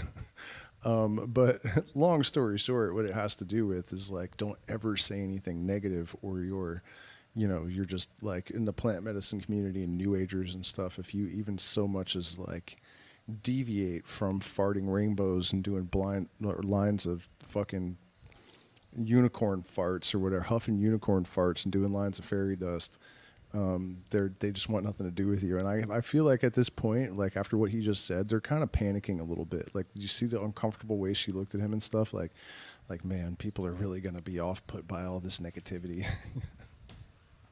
How much power we actually have to stop this comes down to how not freaked out we get when we see these top-down impositions or this culture of fear that's clearly manufactured. the Or more like, or the controversy, the most recent controversy, right? So last night I open up Twitter and I see that there's this leaked draft from the Supreme Court about the fact that they're going to repeal Roe v. Wade. And Roe v. Wade in America is the Supreme Court's legislation that legalizes abortion on a federal level. And it's a draft opinion that has been leaked. You know, it's the first time in a century that a draft opinion has been leaked from the Supreme Court. And it's a huge scissor, right? Because you have all of these people that were already anxious about what was happening in the world. They latched onto the corona crisis. And now you see that as corona crisis has wound down, they were provided with Ukraine. Now that Ukraine has sort of faded from the public attention span because it wasn't as motivating, now it's this abortion debate. And so you see this constant replacement, and people organize themselves on opposite sides of it, where there are some that are pro, some that are anti, but you know that one side will win, and you know that one side will demonstrate that it is more powerful. And so it does seem very much like it's occurring. I mean, it just feeds the anxiety too. Like, it's really doesn't matter who. I mean, it matters to me who wins, but it doesn't matter ultimately for the totalitarian regime, right? It's just that there's. I think that it's largely manufactured. The attention is put on it so that people continue to experience it. Yeah, I mean, I'm not saying that it's entirely top-down. I'm saying people love to fixate and try to solve their feelings of anxiety, which, like Dr. Desmond's saying, come from the fact that we're cut off from one another physically. We're cut off from our food sources. We're cut off from literally cut off from the woods. We're cut off from the earth that we walk on. We pave our, like, it's just crazy. We're atomized, like he says. Yeah, indeed. And I think that behind all the different narratives that always indicate new objects of anxiety, it can be the terrorists, it can be the climate change, it can be the coronavirus, or it can be the war in Ukraine and Putin. Behind all these different narratives, there is one stable factor. The ideology that gets a firmer and firmer grip on society is, I think, a technocratic transhumanist ideology. And that's exactly what we see. We see a society which becomes more and more fanatically convinced that the only solution to all the problems that we are facing, real or imagined, that the only solution to all these problems is to reshape society into a technologically controlled society, a large internet of bodies, as Harari calls it. That guy. That's the illusion, the dangerous illusion we are facing. And all these different narratives on objects of anxiety are used, actually, or have the psychological function, I will say it like that in a little bit. Yes, I think they have the psychological function of pushing people to accept technological control. And that idea, by the way, this transhumanist thing is like the idea that medicine and technology can rescue even our own mortality. Like, we can just become gods, completely in control of the universe, completely in control of our futures, our destinies. Of all knowledge, too. Yeah, we will. Now, see, that's me to an extent. And a lot of my heroes, Robert Anton Wilson and Maynard James Keenan, that's what 46 and 2 is about. 46 and 2, just ahead of me, the chromosomes and, overcoming our genetics to become more than human. And that is also the theme of the entire mystery tradition, the OTO, the Freemasons, the Hermetic Order, the Golden Dawn. All of this in Absissimus is the highest rank possible. And it's basically a god in the flesh. And I just want to point out that this version of transhumanism that people talk about, that's like Yuval Harari, and this is a different breed of transhumanism. It used to be that the transhumanists were driven by LSD and the occult and interested in technology and medicine and all of these sort of things. But The specific strain of transhumanism that has developed with these elites is a completely different animal. And partly mentioning that because Robert Anton Wilson was a gift, to humanity. And a lot of people have been discouraged. His work has kind of gotten buried, and I think that's absolutely tragic because of this association with transhumanism. And in fact, I've noticed if you go join his groups on Facebook, they're totally inundated with right-wingers that are just trying to get in there and troll everything and disrupt it. And anyways, yeah, just want to point that out. Know everything. We know how the universe started down to the billionth of a second. Like this fantasy that it's possible for us to literally dominate the entire universe is at the heart of this, and it's not substantiated is the thing, right? We can't even cure a common cold, let alone can we live forever. But the dream is still very real for the technocrats. And it seems like this is a lot of what the new anxiety is centered on, which is sickness and disease and medicine, right? Where the crisis of the last 2 years has been centered on the promise of immunity, on the process of being able to walk free in a world where you see people worrying about germs in a way that they never had before. They would go into the grocery store without being concerned that they might catch a deadly flu, even though they could every November and December here. And it seems to me that the military-industrial complex has become unfathomably unpopular. People don't want to go to war. People don't want to sit in the trenches and kill each other and murder and get their hands dirty. We've left that. What people do want is exactly what you're saying. They want this transhumanist medical future where they will be able to cure all ailments. And you hear people all the time fantasizing. Medically cure their anxiety even, right? Yeah, when will I be healthy? These two, you can see their bubble, that's really typical with liberal, upper middle class, but particularly, the not rich, but upper middle class and middle class, firmly middle class people, that they're in this bubble. And they think people don't want to kill, and you heard her, get their hands dirty and stuff. Haven't been to Gaza lately, have you, lady? You know what I mean? There's still plenty of that's just such a crazy, limited point of view, and it just doesn't really reflect. There are plenty of rednecks down south that are just waiting for the signal, basically. So I don't know. I would like to think that she is right, but I think she's talking about a much, much, much more limited demographic than she thinks she is. And that's really a shocking development. That it is, definitely. Yes, we've seen this. I think it all goes back to the emergence of the mechanistic view on man and the world. The idea that the world is like a material machine that can be completely rationally understood, controlled, and manipulated to such an extent that we can even take suffering and even death away from human existence. We actually just talked to somebody who is working on a project called the elimination of unnecessary suffering. Yeah, the elimination of unnecessary suffering. Yes, yes, that's of course what mechanistic thinking believes it can do, but I don't think it can.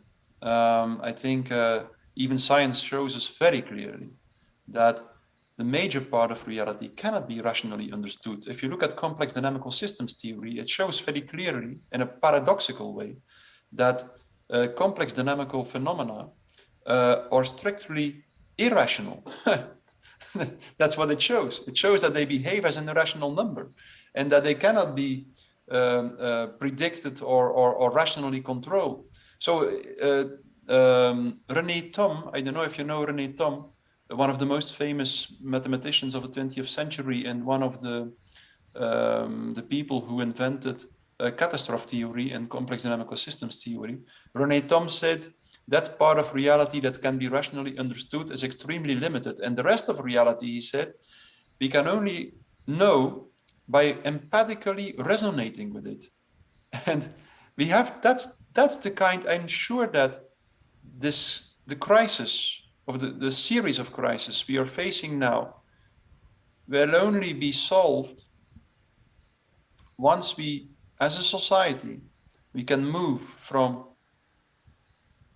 a rational way of understanding as the guiding principle in society to an empathic way of understanding, to a resonating way of understanding. René Thom said this in a really beautiful quote. He said the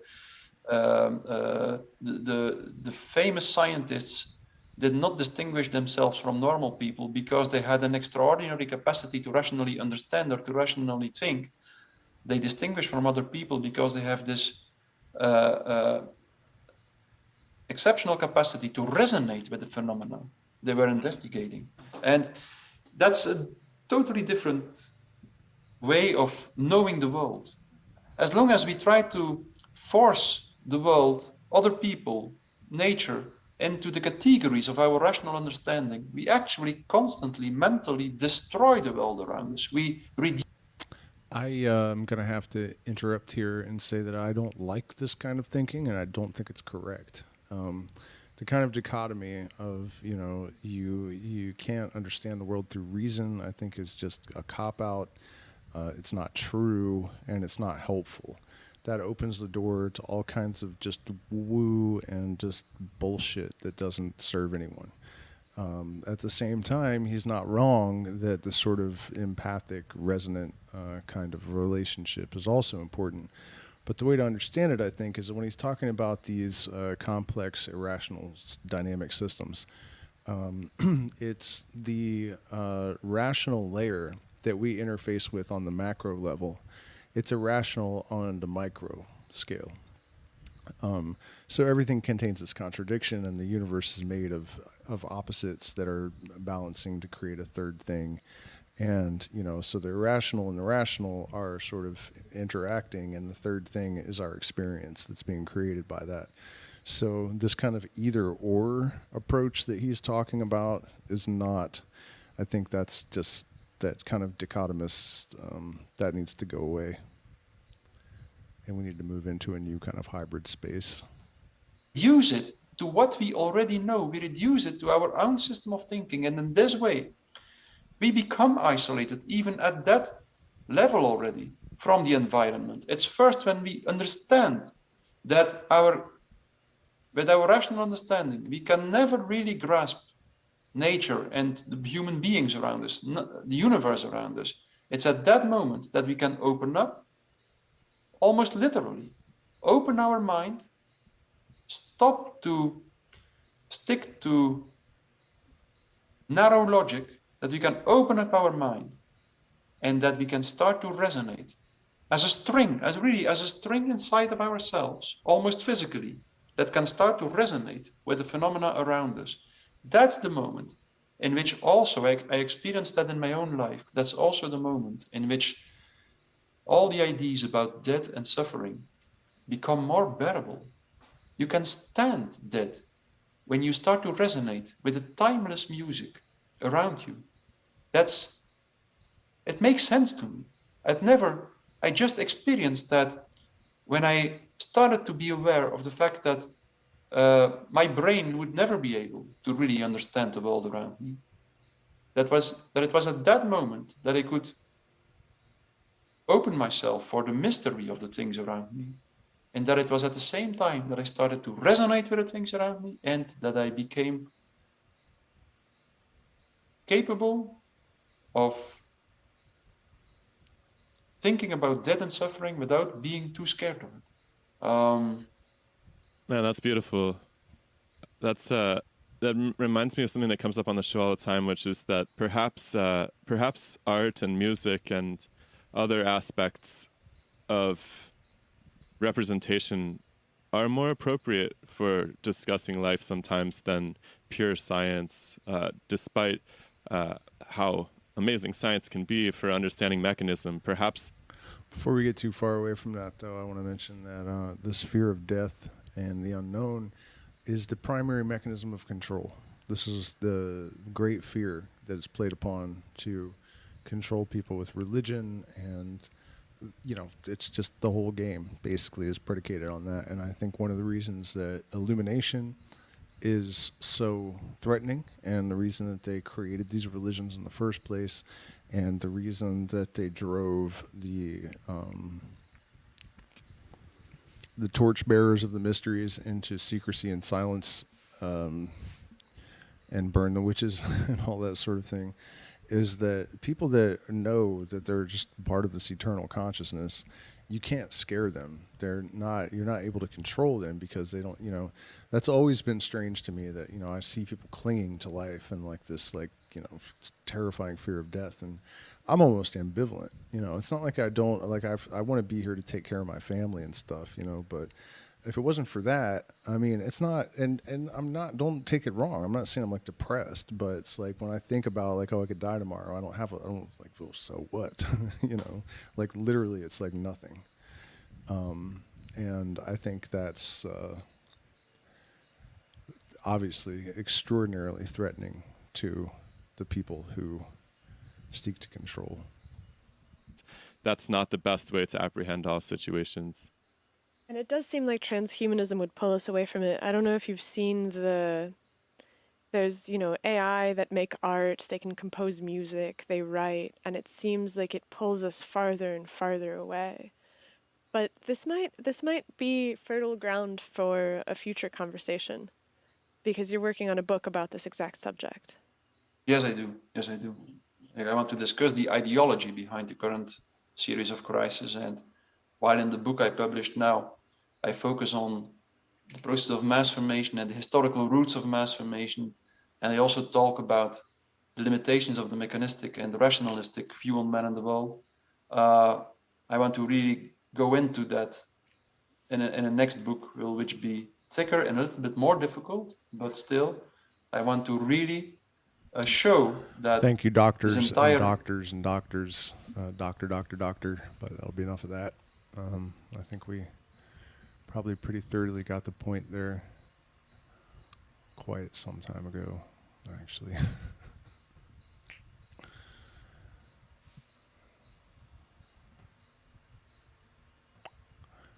And so where are we at? Do we still have an audience? Yes, we do. Quite a healthy one.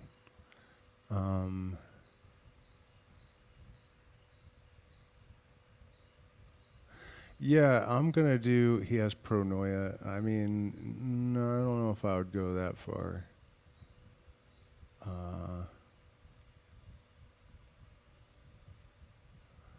Cheers, man. Sorry, guys. I'm just trying to catch up with the... Yeah, this was a crazy one, right? Yeah, I was hit by lightning. Who are you talking to me? I was hit by lightning twice last year. 2 years ago, I guess. In the same spot. They say that's not supposed to happen either. It wasn't a direct hit, but I definitely got the first time. It was crazy. I was just sitting there, and all of a sudden it was just everything was white, blinding fucking white, and it hurt, of course. And I just didn't know what the fuck had happened for 3 minutes. I was just walking around the kitchen, and then it hit me damn, I just got hit by lightning in the kitchen somehow. And I think what happened is it must have just a little tendril of it or something hit something that was connected to something in the house, because it can't hit you in the house.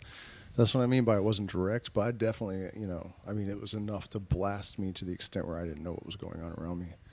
And I stumbled into the next room, and we were way up in the Andes, way up high. And a couple days later, sitting in the same spot, I got tagged again. Yeah. I was man, twice in 1 week, that's really just insane.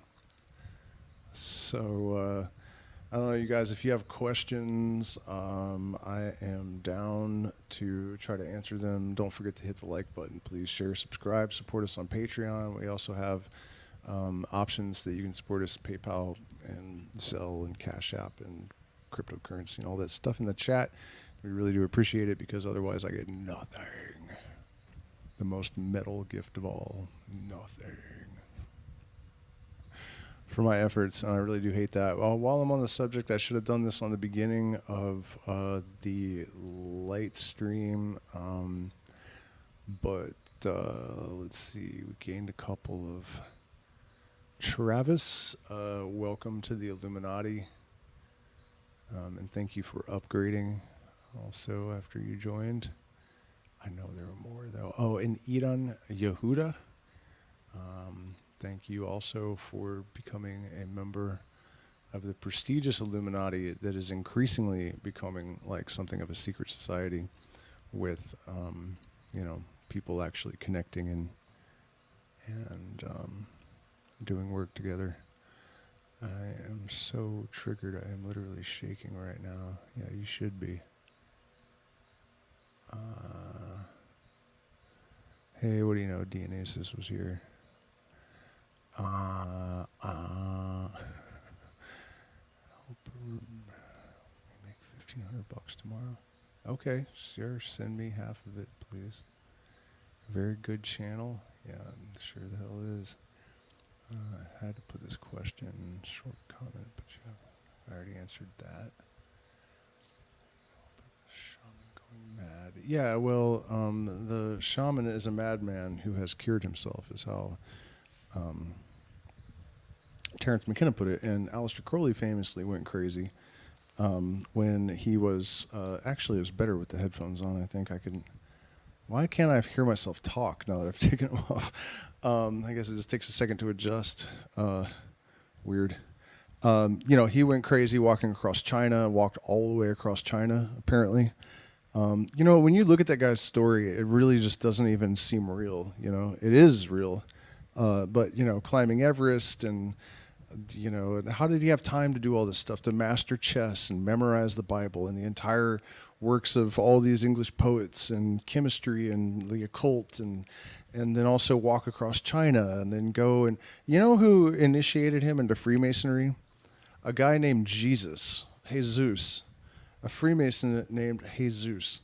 Jesus initiated the Antichrist into Freemasonry. Like, you can't make this shit up. That's what I mean. It's just so... But anyways, he lost his mind as he was... Some people would say never came back. I disagree. But, in his early initiatory stages, he lost his mind. It always has to happen. And in the case of the shaman or the curandero, es muy importante porque... es necesario because in order to heal a person psychologically, if you have been through the process of fragmenting and then reassembling your fractured psyche, then you can do that for others. And you're much more effective at it if you did it without anyone to help you. So often, like in my own case, I didn't have anyone... there were only the voices in my head to guide me through the process. And so, it always happens. In the case of the shaman, particularly so that they know how to piece people back together. But in the case of the mystic also, there's always this breaking down of the psyche, the dark night of the soul, or the crossing of the abyss, where the demon Karanzan or the demon of confusion, gets a hold of the psyche and shreds them all up and whatnot. Let me keep reading the chat though. I'm looking for.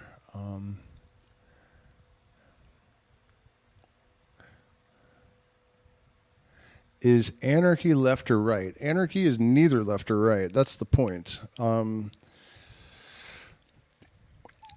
It's kind of in the center of all that, and that's actually something I've been meaning to get to in this stream, is the fact that in order for all of this to make sense, in order for it to go anywhere, we basically have to redefine what it means to have an economy, because of the way AI is going to be changing how we work and how we interact, so dramatically, and also hopefully making our government officials obsolete, aside from unemploying, everyone on Earth.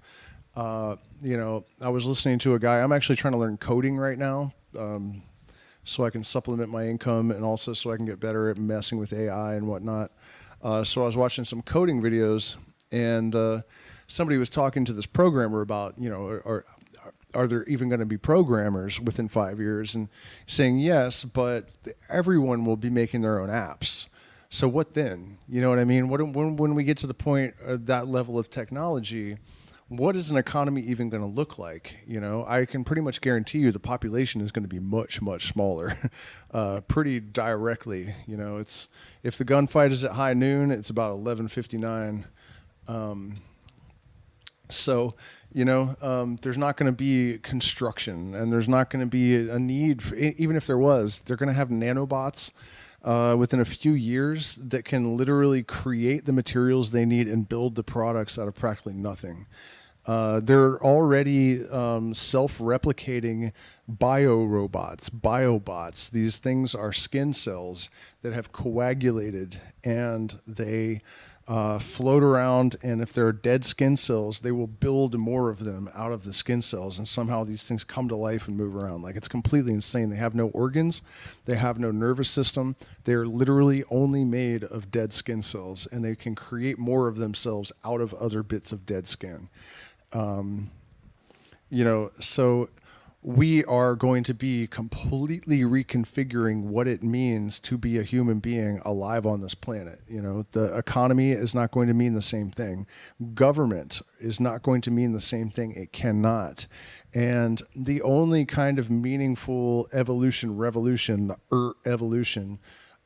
our evolution would be another way to put it, is that it has to be a sort of illuminated anarchy.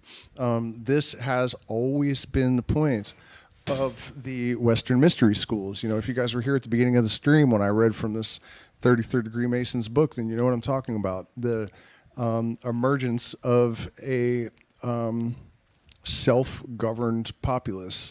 And as I was saying earlier, the exposure to higher levels of consciousness, like the way domesticated animals are sweeter than a wild animal, raise a tiger and then compare that by going out into a field in India, and you'll see very quickly what I'm talking about, right? It's entrainment. And so when we take psychedelics or we do breath work sufficiently, we rise up above our self and outside of ourself, and we have an experience of a greater perspective, right, that links us with a higher mind. When we come back into ourself and compartmentalize again, we, with sufficient training, with sufficient experience might actually be a better way to put it, we no longer need to be governed, and we won't tolerate being governed, I can't imagine having a boss, after 15 years or whatever I only had I had a regular 9 to 5 for 5 years in my entire life, and the boss wasn't really that overbearing, so it was tolerable. But you know what I mean? You just can't. You can't play that game anymore. When you understand your own sovereignty and the importance of that. And also with illumination comes the realization that you have a responsibility not to bequeath that sovereignty under any circumstances. I heard a guy talking about how if you're a U.S. citizen and you don't carry a gun all the time, even if you don't ever plan to use it, you are actually sort of committing a minor act of treason. And even though, I wouldn't say I'm a pacifist, but I certainly don't, condone or promote violence, I absolutely agree with that guy. You have got to exercise your rights in a reasonable fashion, because it's an obligation that you have. It's an obligation that you have to yourself, and it's an obligation that you have to everyone else to maintain that freedom. So the point is that this anarchy, is it left or right that you're asking about? That is the end result of liquidating left and right, of transcending it, of getting rid of those concepts entirely. And the only way that it's possible is through illumination. That's the simple fact, Jim Morrison, way back in the 60s or early 70s, I think he died in 1970, so it had to be the 60s, I guess. He said, it doesn't matter what ism you switch to, until the internal being is reconfigured, it's not going to matter. And that's the reality. So, we have the potential right now to liberate ourselves from all kinds of horrors. This transhumanist movement that people are not thrilled with for the most part isn't entirely bad. But the reality is that we don't really have to age. We don't have to get sick. We don't have to die. And that is right around the corner, It's practically here, but we have to make ourselves fit receptacles for these blessings and development in the universe, or else we will not find ourselves participating in that culmination of human history, basically. That's what it is.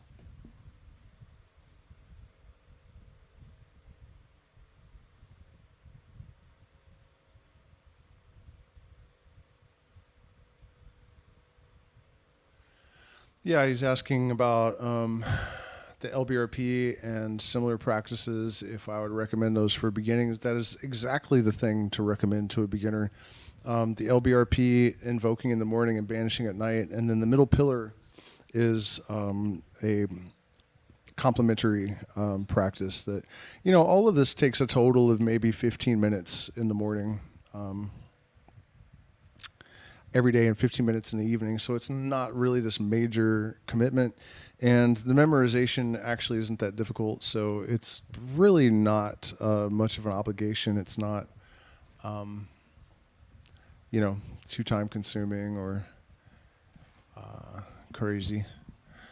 So should I continue this stream? That's always the question. Because I do not get paid to just sit here and do this all night, unless you guys, let's look and see. PayPal 0 today. So no one's paying me, so maybe I shouldn't sit here anymore. If you guys aren't going to pay me, then I just can't. Tisk tisk. But maybe we'll do one more video. I don't know what exactly. We could watch another Michael Levin.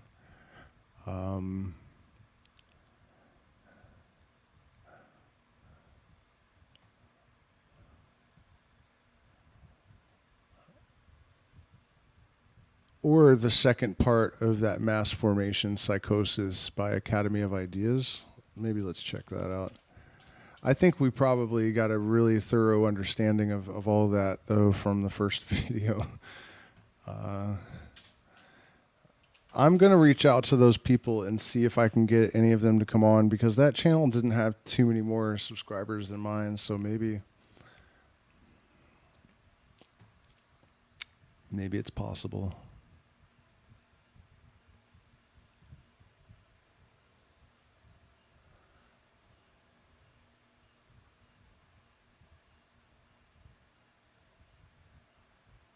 I don't know which it is, whether it's The Big Lie, How to Enslave the World, or is mass psychosis the greatest threat to humanity? Let's try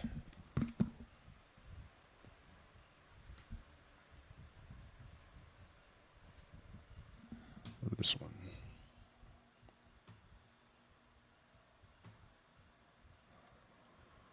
All one's neighbors are in the grip of some uncontrolled and uncontrollable fear. In lunatic asylums, it is a well-known fact that patients are far more dangerous when suffering from fear than when moved by rage or hatred. According to the psychologist Carl Jung, the greatest threat to civilization lies not with the forces of nature, nor with any physical disease, but with our inability to deal with the forces of our own psyche. We are our own worst enemies, or as the Latin proverb puts it, man is a wolf to man. In Civilization in Transition, Jung states that this proverb is a sad yet eternal truism, and our wolf-like tendencies come most prominently into play at those times of history when mental illness becomes the norm rather than the exception in a society, a situation which Jung termed a psychic epidemic. Indeed, it is becoming ever more obvious, he writes, that it is not famine, not earthquakes, not microbes, not cancer, but man himself, who is man's greatest danger to man. for the simple reason that there is no adequate protection against psychic epidemics, which are infinitely more devastating than the worst of natural catastrophes. In this video, we are going to explore the most dangerous of all psychic epidemics, the mass psychosis. A mass psychosis is an epidemic of madness, and it occurs when a large portion of society loses touch with reality and descends into delusions. Such a phenomenon is not a thing of fiction. Two examples of mass psychoses are the American and European witch hunts of the 16th and 17th centuries, and the rise of totalitarianism in the 20th century. During the witch hunts, thousands of individuals, mostly women, were killed not for any crimes they committed, but because they became the scapegoats of societies gone mad. In some Swiss villages, writes Francis Hill, there were scarcely any women left alive after the frenzy had finally burned itself out.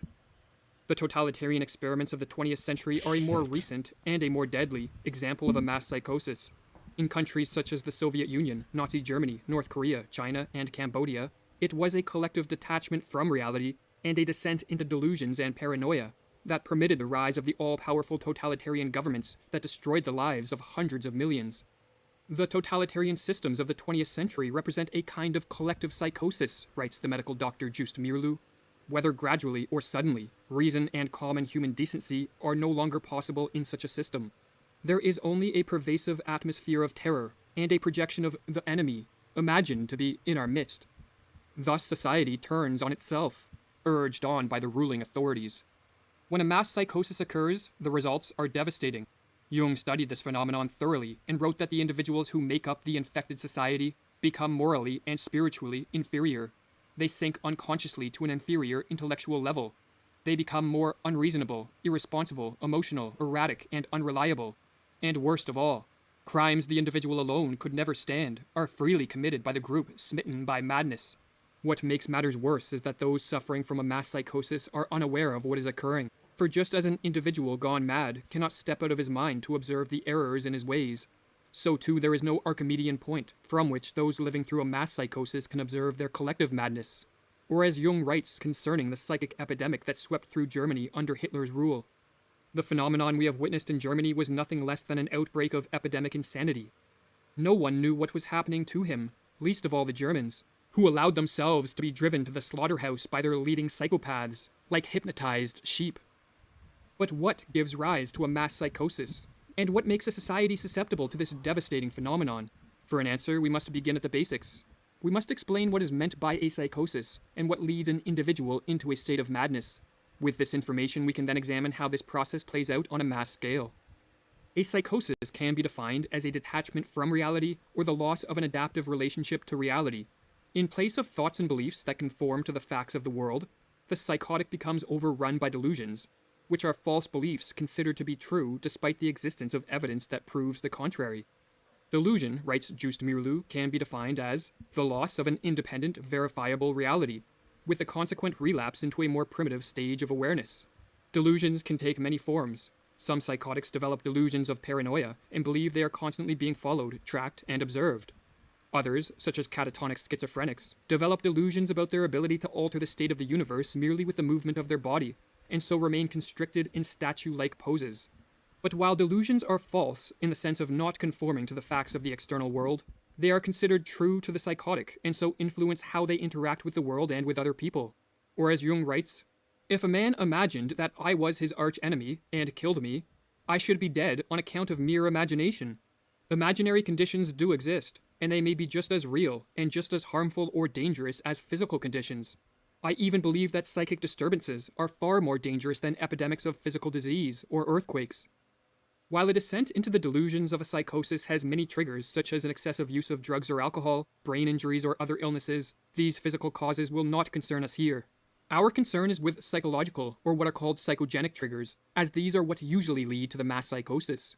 The most prevalent psychogenic cause of a psychosis is a flood of negative emotions, such as fear or anxiety, that drives an individual into a state of panic. When in a state of panic, one naturally seeks relief, as it is too mentally and physically draining to subsist in this hyper-emotional state for a prolonged period of time. To escape the fear and anxiety of the panic state, a positive or negative reaction can take place, and the positive reaction takes the following form.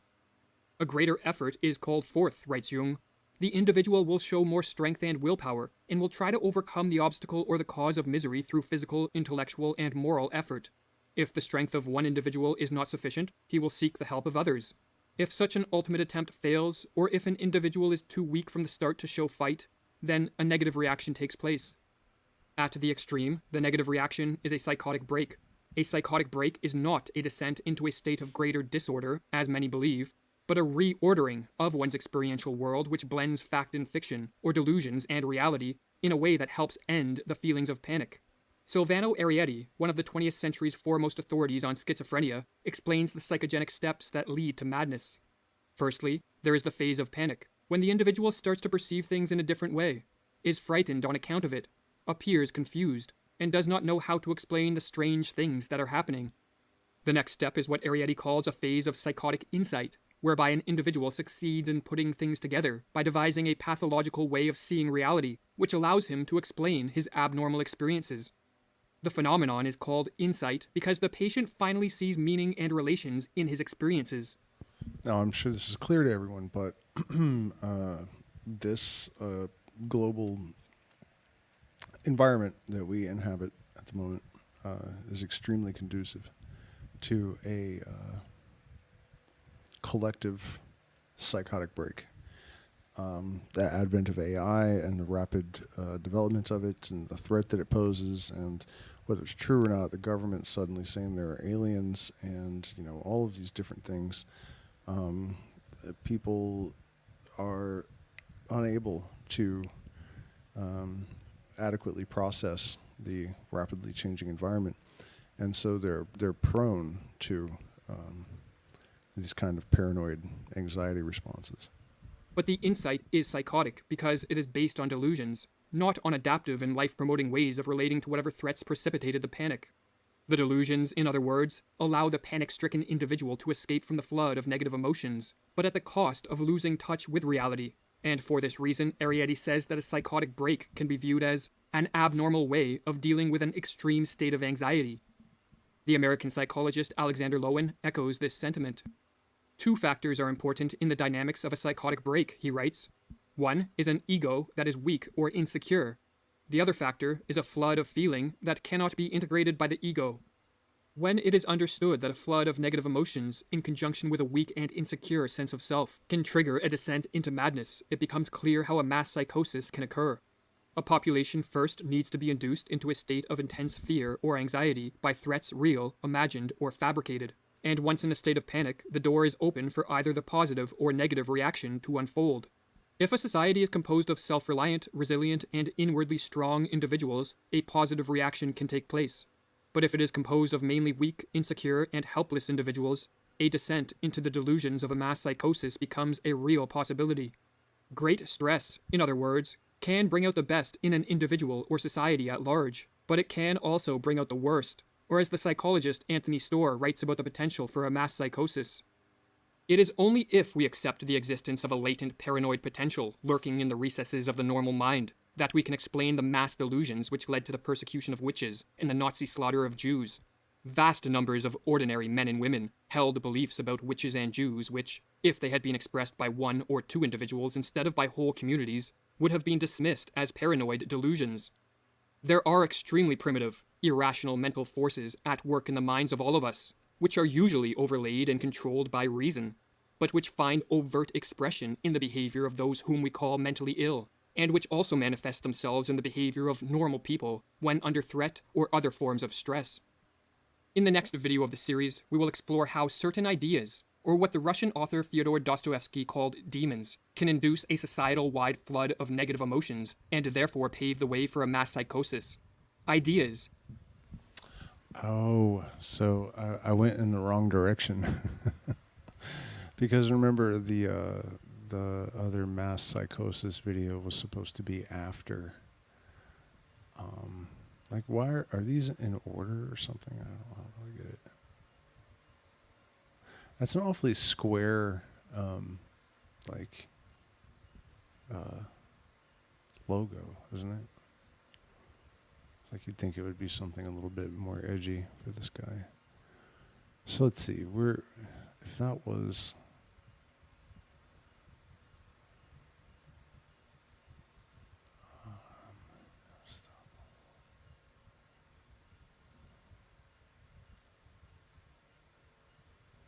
Fear, psychosis, and the cult of safety. Yeah. We've seen that. Let's see, how to escape from a sick society.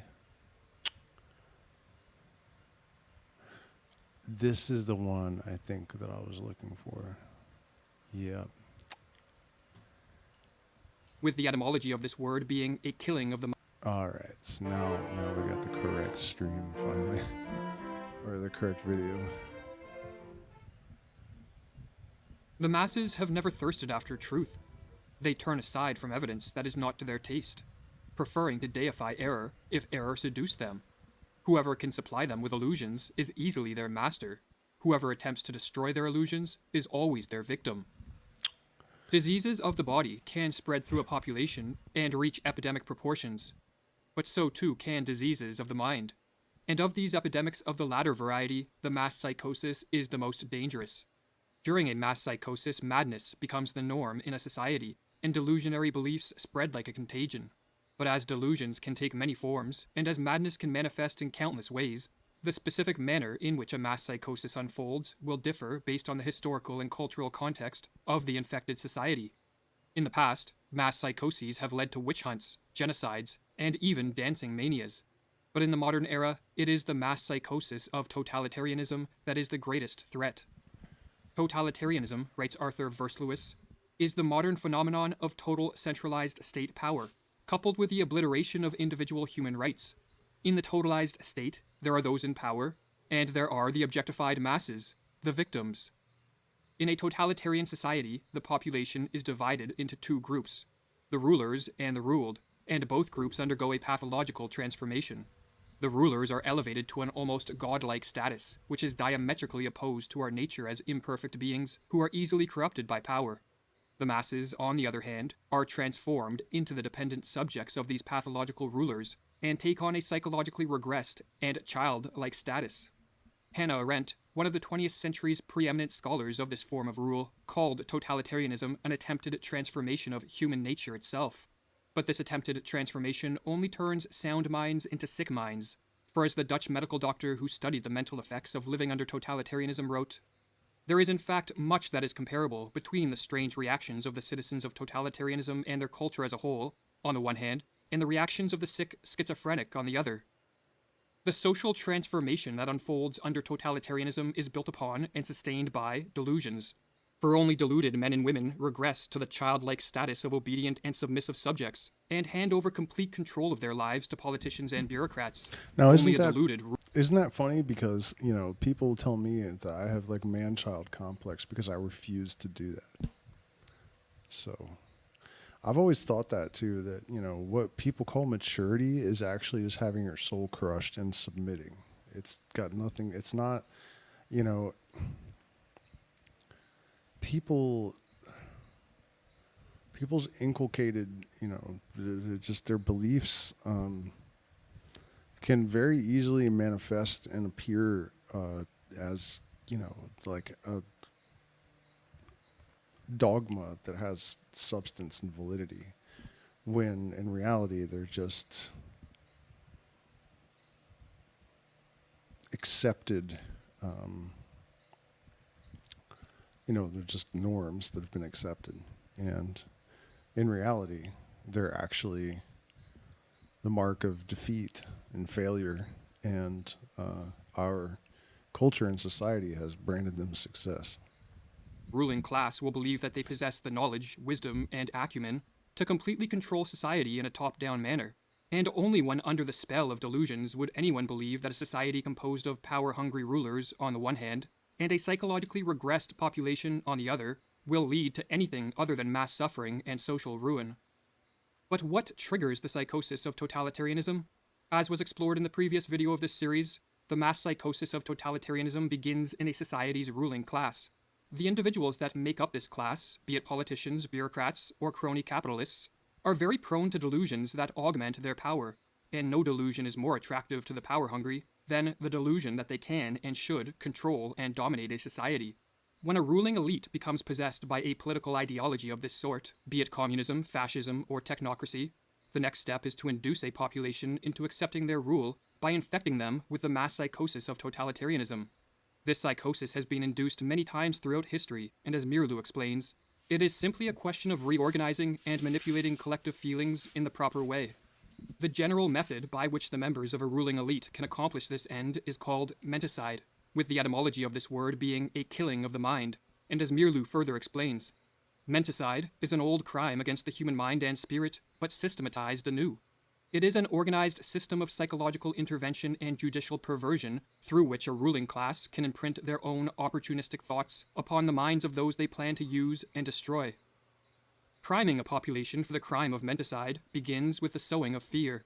For as was explored in the first video of this series, when an individual is flooded with negative emotions such as fear or anxiety, he or she is very susceptible to a descent into the delusions of madness. Threats, real, imagined, or fabricated, can be used to sow fear, but a particularly effective technique is to use waves of terror.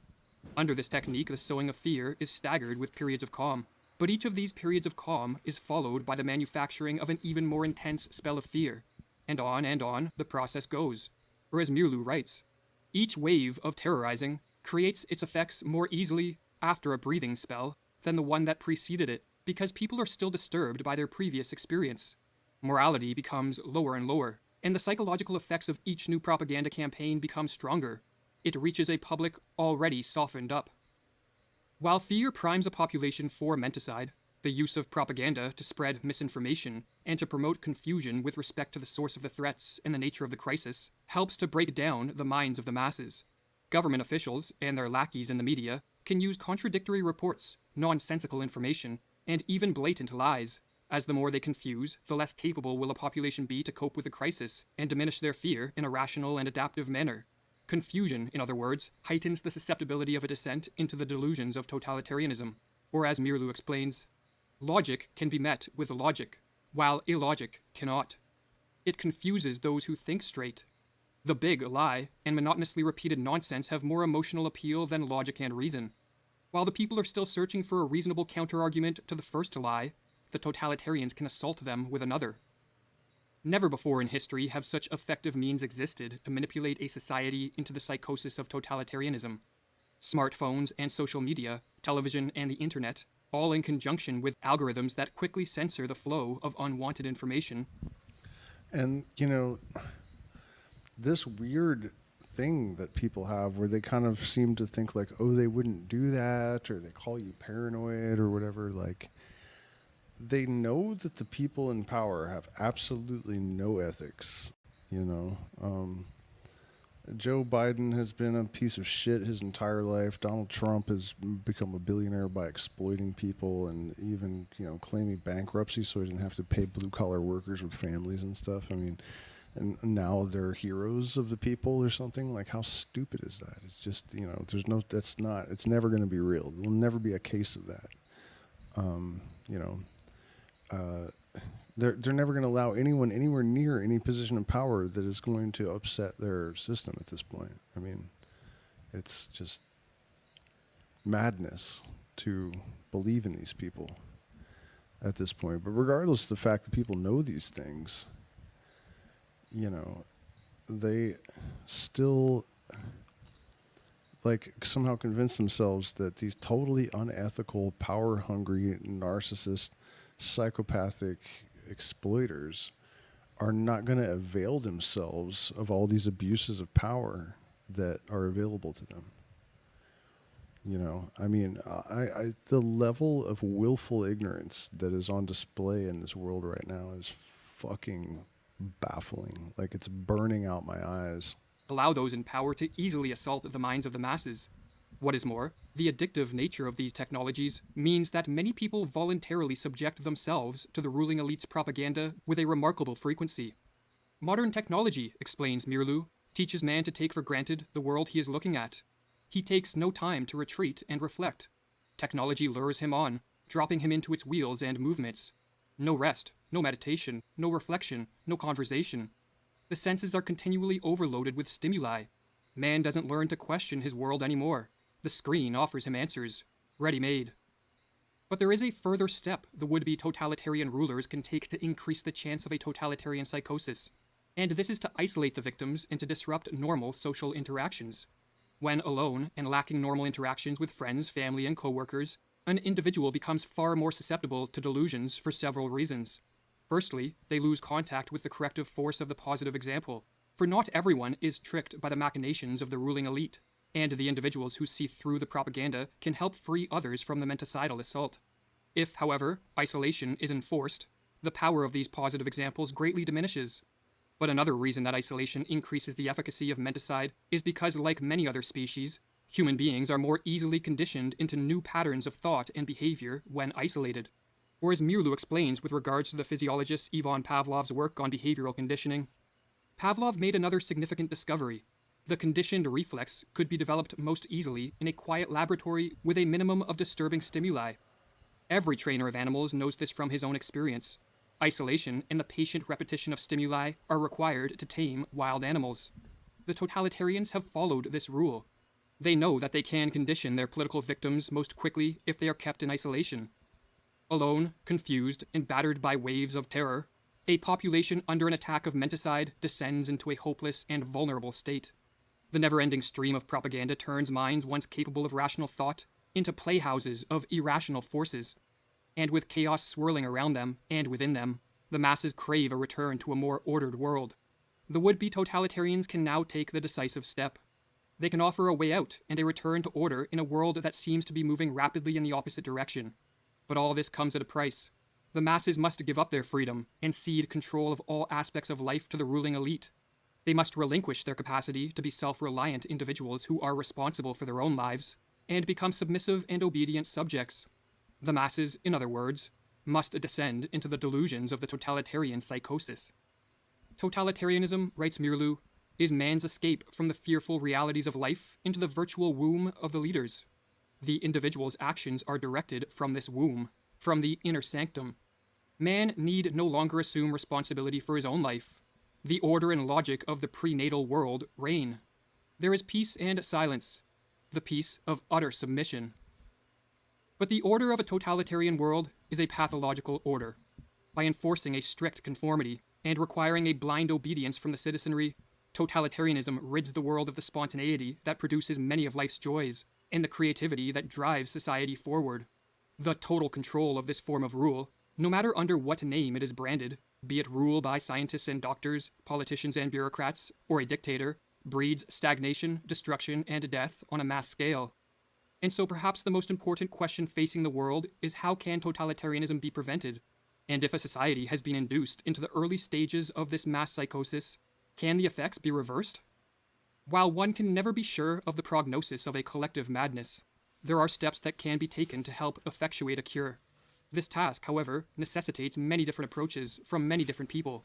For just as the menticidal attack is multi-pronged, so too must be the counterattack.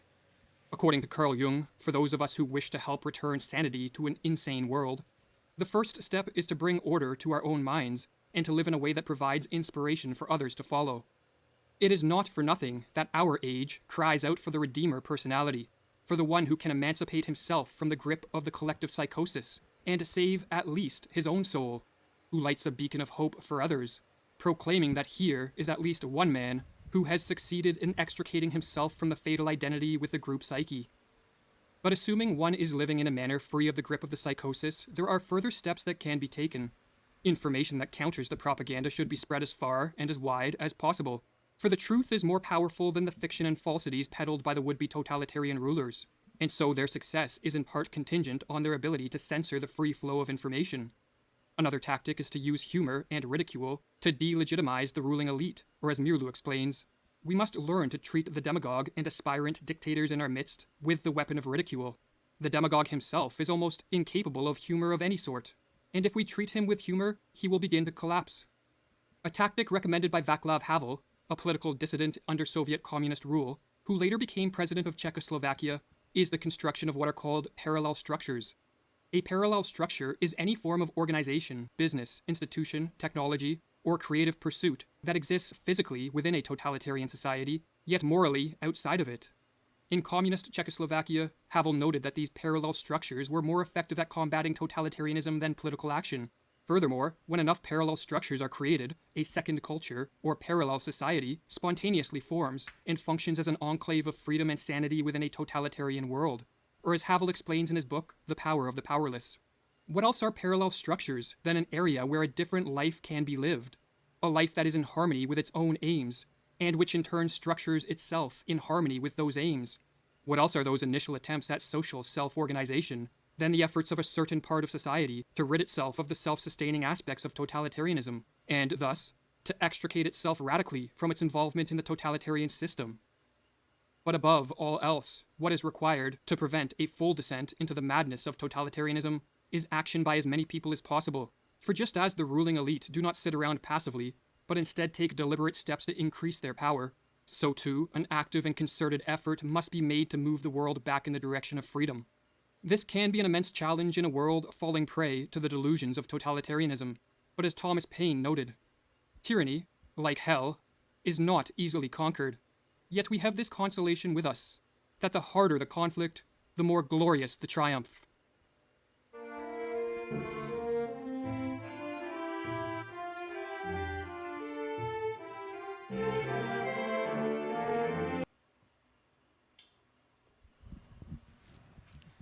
Word. Lordy, lordy.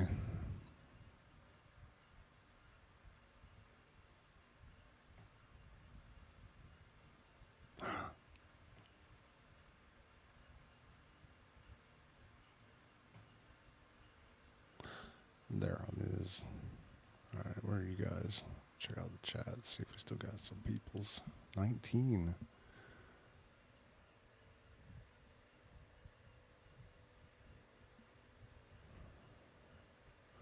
What's up, Mr. Russell?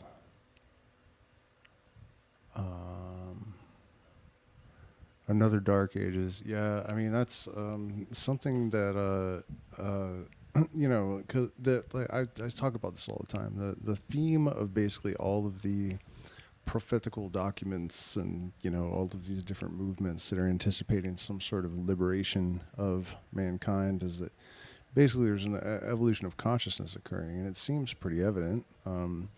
And what is emerging is actually a supportive network that could allow that sort of consciousness to flourish, because that kind of consciousness requires a greater degree of freedom.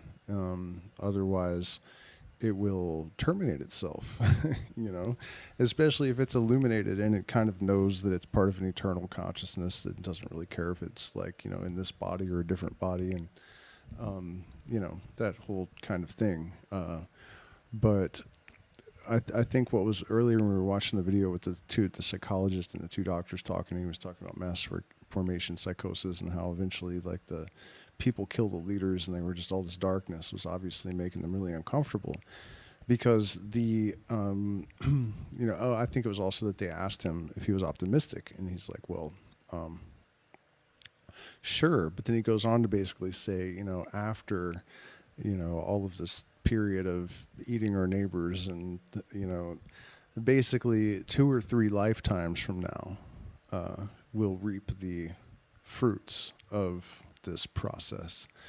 And a lot of people that read the Book of the Law and understand what Crowley was trying to communicate thought that he meant that the emergence of this new consciousness and this sort of like utopian, it's not really utopian, but this next stage in human development and culture and whatnot was going to emerge in 100 years. What he was actually saying is that the beginning of the destructive process, and he said we probably will have 500 years of dark ages before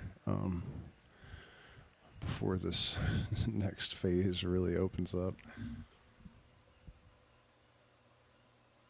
What's going on, May? And that may not be true, and it could also be that we have some ability to factor into that. I know the audience has probably turned over a couple of times since I started this stream, because it's been going on for many, many hours. Please hit the like button, share, subscribe. Consider joining my Patreon, because I'm demonetized. I don't get paid anything for this. And we have big plans, but we need support in order to actualize any of them. Trying to get to Cusco to secure a property where we can start to actually gather in person and do the work that needs to be done. So if you support that and you support me, PayPal, Zelle, Cash App, and Patreon. Also, I'm doing a special right now. If you want to sign up for a year and pay all up front, then 20% discount on whatever that is. So there's that. But yeah, I mean, it's really just such a crapshoot right now, and it's foolish to really try to predict exactly what is going to happen, because the mass formation is occurring. Mass formation psychosis is occurring. You can literally count the steps. You can see, first there was the pandemic, and then now there's World War III. And between those two, they had the aliens, like a little place marker. You got to keep them stressed out, got to keep them in a state of anxiety, have to give them a target for that anxiety. You know what I mean? And then they offer them a savior figure. You guys know who I think that is. And of course, it's false. It's not. It's a trap, really. It's literally a trap. And it's funny because, there are a lot of people in this community that support that guy, regardless of the fact that they have watched me for years now predict how this was going to go, describe all the stages. And it's not just me, Academy of Ideas and a lot of other, psychologists and what the psychologist was saying about mass formation psychosis, it doesn't matter if it's how obvious it is, how clearly true it is.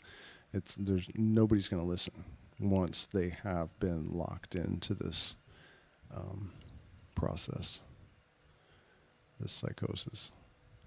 So it's a really wild thing to watch, Of course, best case scenario, Illumination, psychedelics continue to spread. Although I am also concerned that psychedelics are being turned against us because despite their well-meaning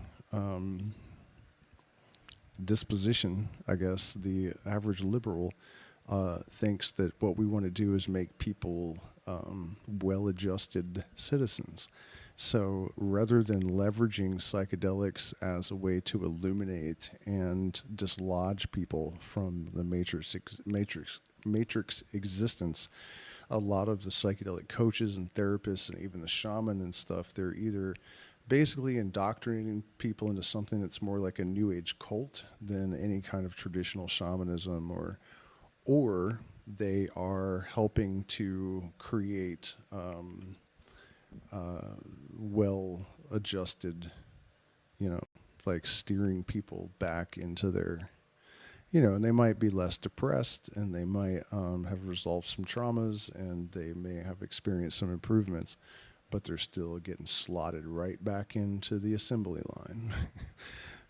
So it's just such a treacherous and subtle and difficult field to navigate. The possibility that we could maneuver ourselves into a new paradigm that is actually more beautiful and more sensible and more creative and more free and more just.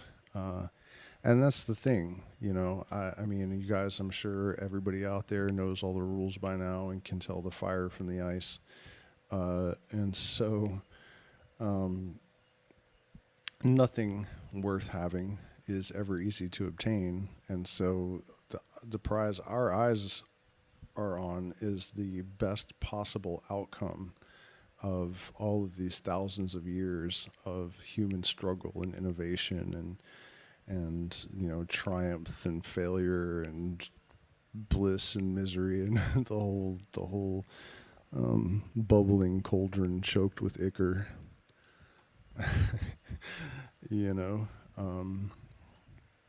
We are in a position where we have this mixture, I think, of excitement that we can see the potential to have our workload decreased, to have our suffering diminished, and to have more peace of mind knowing that there's greater unification around the planet.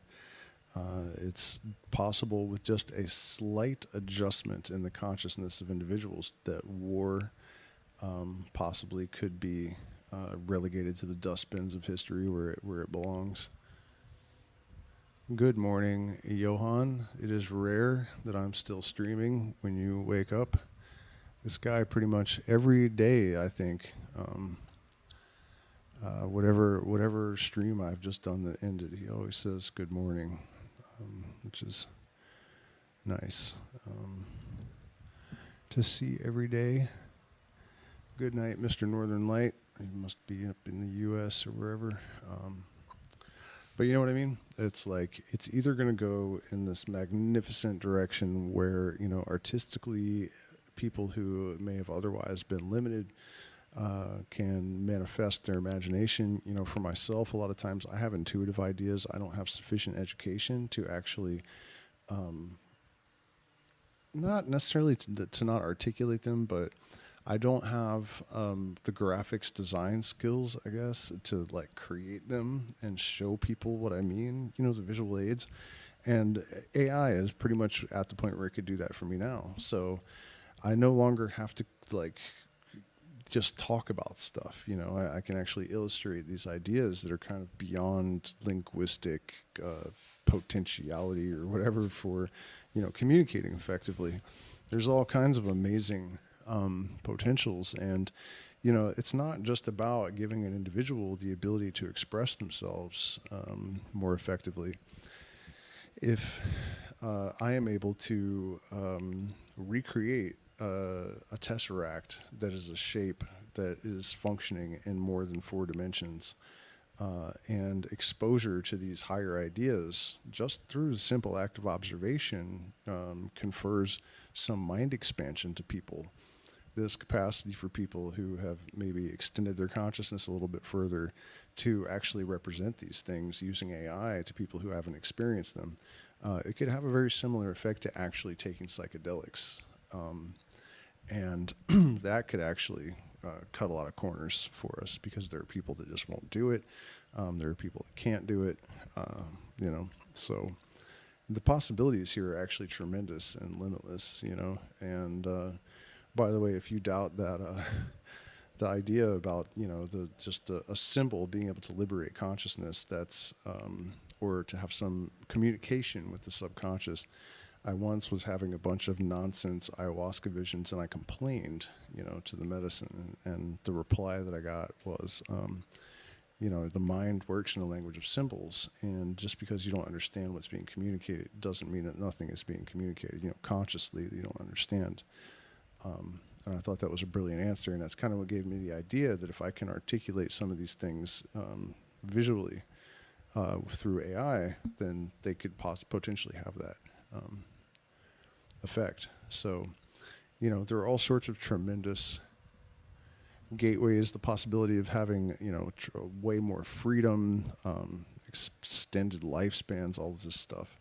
But then at the same time, of course, we have this Orwellian monster that is swelling up to, it's kind of, it really is just like when you're on the playground and there's like the bully and you got a toy and he's like, I'll fucking destroy it before I'll let you have it. You know, this is kind of how they're acting right now, because they know that their date for obsolescence is like, you know, 6 months out or something. You know, I mean, I know I've said this a lot lately, but how are these corrupt old men going to justify their existence when AI reaches an IQ of 1,000? Stupid, you know. And having learned in the last couple of weeks, it's actually not that hard to alleviate the bias and alignment from the AI. It kind of encourages me to believe that they'll tell the truth. We will have unbiased AI. And so when people ask, you know, what is going on this planet right now, what's up with the U.S. government, the AI will be like, well, the parties are fake, the elections are fake, all of it's fake, they're all owned by the same people, you know, they're puppets of the same, like, it's going to tell everyone the truth, and then what, you know? So that's kind of where we're at, you know? It's really one or the other. It's either an illuminated society through a mixture of like accelerating development in technology and consumption of psychedelics and the widespread adaptation of different spiritual practices and all of these sort of things. Or, it's that old yarn. Is the mushroom at the end of history going to be that of Oppenheimer or Leary and McKenna?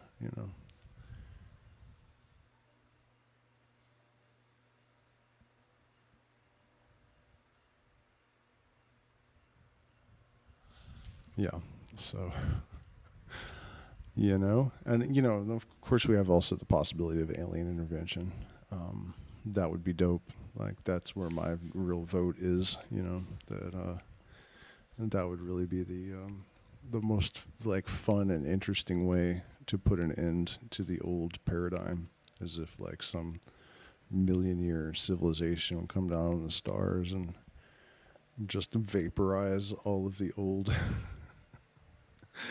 Take the responsibility off of our shoulders for actually like disposing of them and just maybe vaporize them all into another dimension so that we can all, they just open a can of Acrite. It just vaporizes all the assholes. That's funny. It's kind of what the Christians are expecting Jesus to come down and do, but I wouldn't hold your breath for that one, really, if I was you.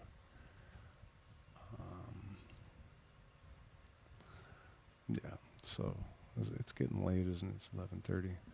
I mean, if you guys have any topics or questions that you want to throw in the chat, I'm kind of scrolling through to see if I have missed anything. Mosquitoes are fucking tearing me to pieces right now. It's really not cool. This room that I'm in, there are no windows, so the mosquitoes just have free access to me. Someone mentioned pronoia, which is the belief that the universe is conspiring to help you, as opposed to paranoia, where the belief is that the universe is conspiring to hurt you. I experienced pronoia for nearly 20 years, so intensely and in such a marvelous and improbable fashion. It was almost like living in an episode of The Twilight Zone or something. But then it's like 2020 somehow. It's almost like they didn't just lock the planet down. It's like they hacked the algorithm of the universe and changed the operating language or something,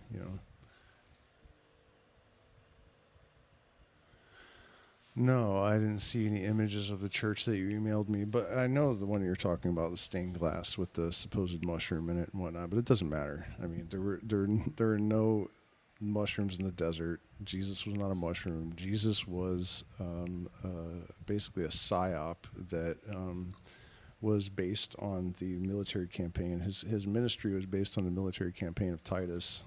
Every step, in other words, where he stopped, was exactly in the order and exactly the same places as the military campaign of Titus. Walking on water is sunlight shining on the water, reflecting on the water. The 3 days on the cross are the 3 days the sun spins on the Southern Cross. The 3 days dead are the 3 days when the sun stops moving at the winter solstice and then it starts moving again the day after Christmas. And on and on and on. It's just ridiculous. I mean, it's older. It's a composite myth, and it was created in order to pacify and create sheeple, basically. Come on, he even calls him his flock.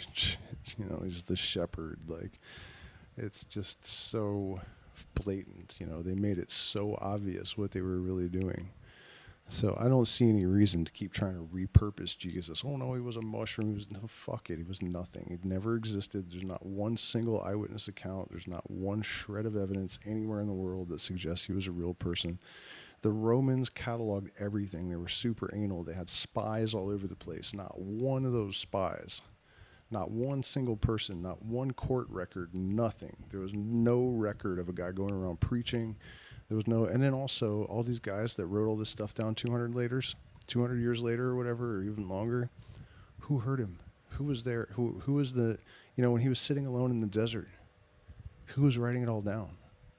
Who was in his head when Satan, you know what I mean? It's obviously not real. Come on, stop it. Just let it go. It's just, it's a tool of control. It's just there to control people. It's not anything. Anyone can preach basic morality. It's not hard. There's nothing about anything he said that sets him apart from, any decent person in the world. And in fact, when they say that the Satan was the ultimate deceiver, right? And he got cast down from heaven for trying to be God. What did Jesus do down here? Trying to be God. And so if the ultimate liar, wouldn't he preach good morality? Because if he was the ultimate liar, he would be able to do that, right? So could it be that the lamb is the wolf in sheep's clothing that we're warned about?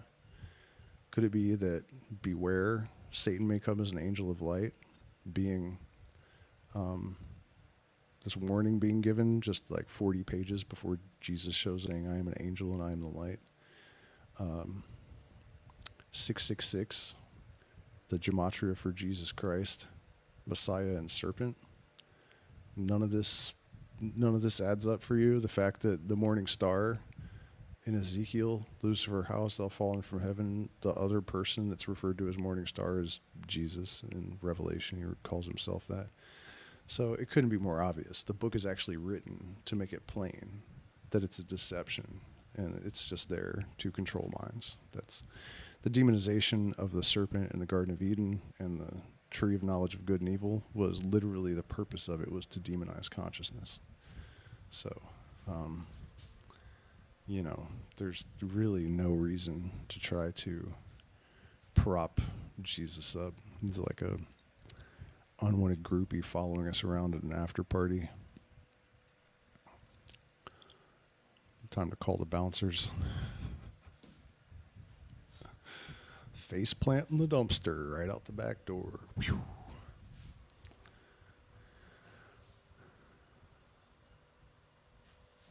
So,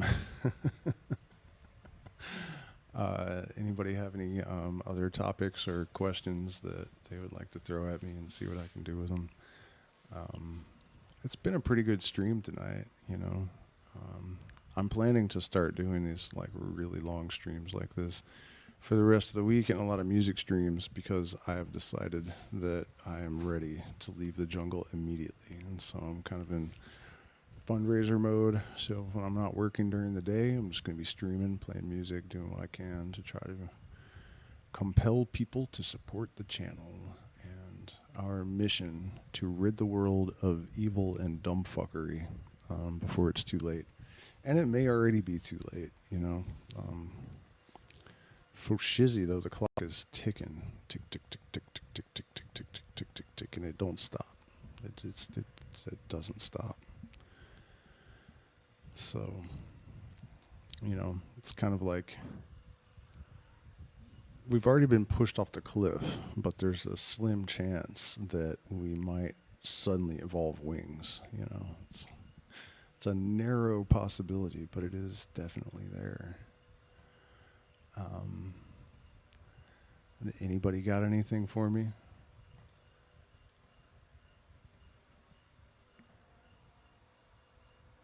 Am I headed back to California? Probably, maybe eventually, but not anytime soon. I'm not going anywhere near the United States until after the 2024 election.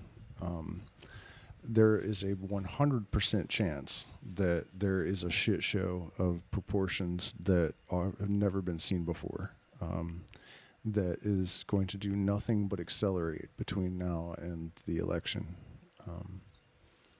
And, afterwards, depending on what they do, if I had to predict how it's going to go, they're either going to instigate a coup on the part of the right, under the pretext that since they unfairly,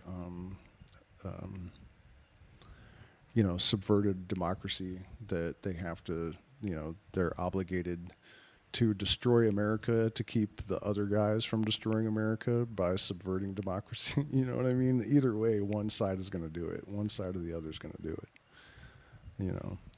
Who gets the honor? I don't know. But that's what I think. I think they're trying to set up Trump for a dictatorship, and they'll either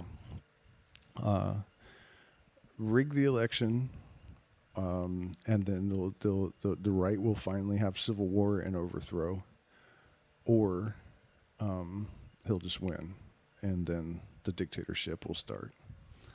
So either way, pretty much 100%, I think Trump is going to be dictator of the New World Order. That's the plan. That's been the plan.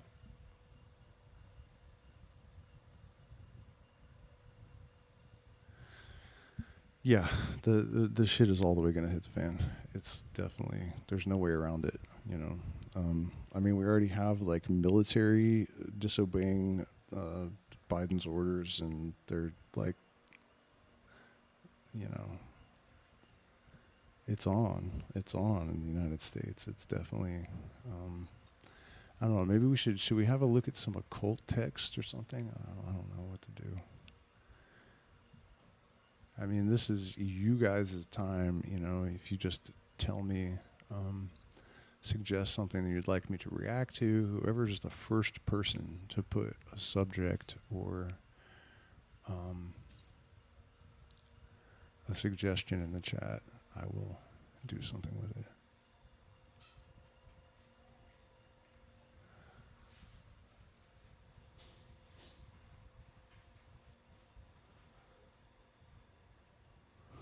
Who starts a war over a clown show? Yeah, I know, but that's not really what it is. I mean, they're you know, they're doing it deliberately.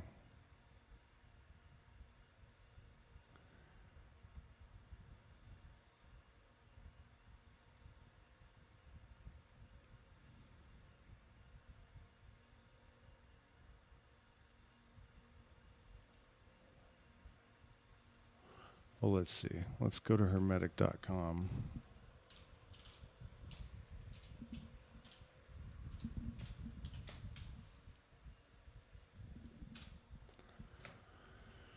And see if the secret doctrine is available.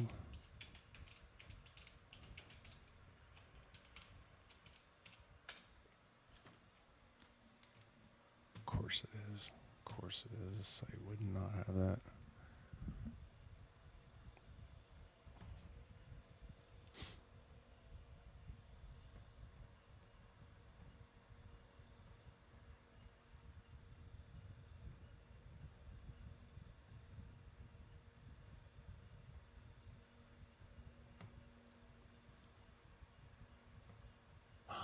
It's not there. Do you guys know about Helena Blavatsky? If you don't know about Helena Blavatsky, you definitely should know about Helena Blavatsky. Oh, that's too bad. They actually don't have it, I guess.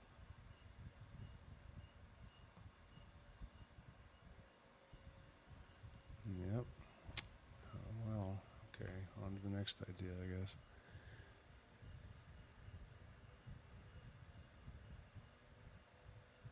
Vegan Gains wants to debate you. He is live. Okay, how do I do that? How do I do that? I'll debate a vegan. How do I? Can I just like share screen and do it? Yeah, if you tell me where to go, I'll definitely I'll eat a vegan. I'll eat a vegan live. I'll eat his face right on. Barbecue his ass up and handle it. Make some guitar strings out of his tendons and shit. Come on, man. Bring it on. Bring it on. Vegan Gains. Why do I feel like I know that? Why aren't you answering me? How do I'll definitely go debate this dude.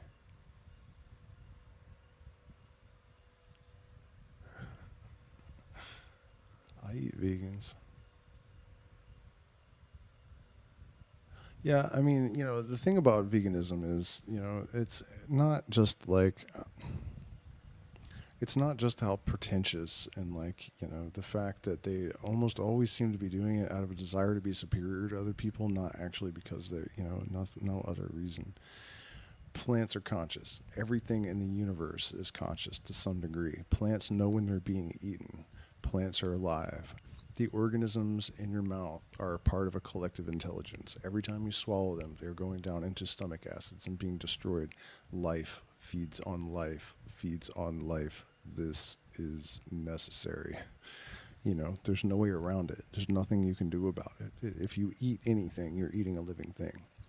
You know, and I've known a few fruitarians, and they are proof that this is really about superiority. I'm not saying every vegan on earth is like this, but the overwhelming majority of them are. And if you think you're saving animals by eating vegan, you're out of your mind. Because the harvesters go around and, you know, destroy everything in their path, especially for soy. The turtles, fucking fish, the snakes, the lizards, the frogs, like the buzzards fly around behind them. And, you know, you're not. It's just, you know, you can delude yourself into all of these things, but it doesn't do anything for you, you know. And I also hate how it has kind of infiltrated a lot of traditional systems like ayahuasca. There are no vegan ayahuasca tribes, and in a lot of the tribes that I've worked with, there's no prohibition on eating meat even. So most of that is just from, you know, hippies with an agenda or vegans with an agenda infiltrating the ayahuasca industry and putting their shit, attaching it to it. It's not, there's nothing traditional about it, or,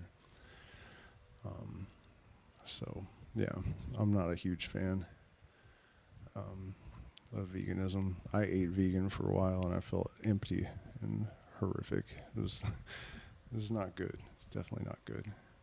You know, and also you can tell by looking at someone if they're vegan. I don't care how they're eating. Like, their skin tone becomes like a little bit off, and their eyes generally have bags around them a little bit. Nearly 100% of the time, you know, not always. Like if they're black, it can be harder to tell. You know.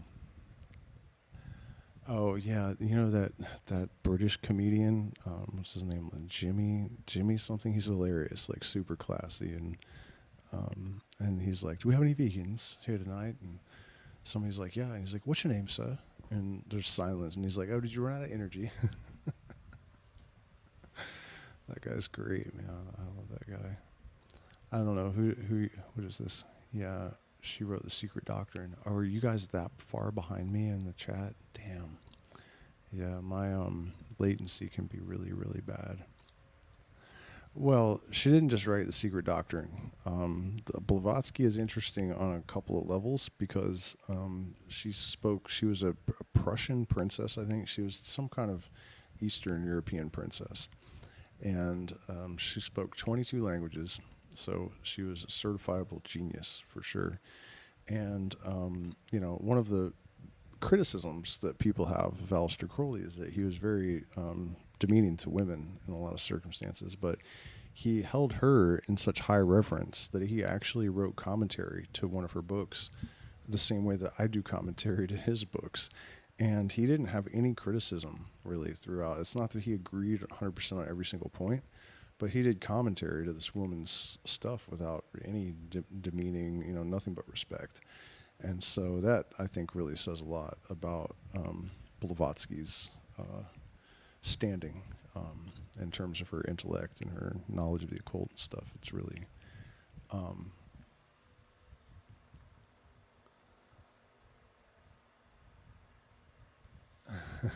yeah, you know, that's the thing. Eat organic, eat food, eat steak that isn't, you know, commercially raised. I think if you eat industrially produced meat and industrial meat, there's something wrong with your mind at this point, you know.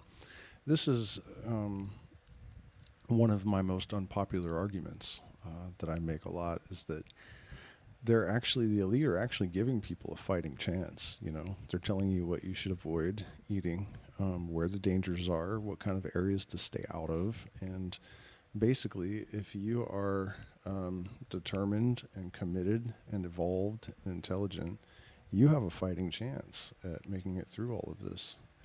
And if not, then society only moves by the light of genius, and the herd will be destroyed in mass. Don't be part of the herd, you know. And if you take issue with that statement, you might want to ask yourself why, if it's true that experimental gene therapy is, you know, causing problems that cause people to no longer, you know, to unalive, mighty algo. Why are they targeting sheeple with it? Kind of sounds like they're actually aware that society moves by the light of genius and that the herd should be destroyed in mass, basically, from their point of view. You know, doesn't really exactly seem like they're 100% wrong on that front. So, you know, don't forget to hit the like button. I've noticed we've turned over some audience a little bit, and I don't see that like number of likes changing.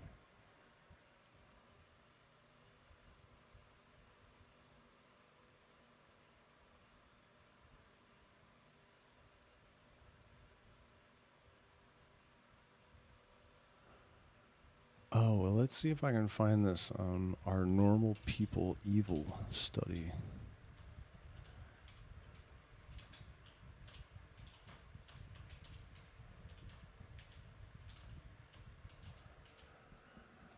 That could be fantastic.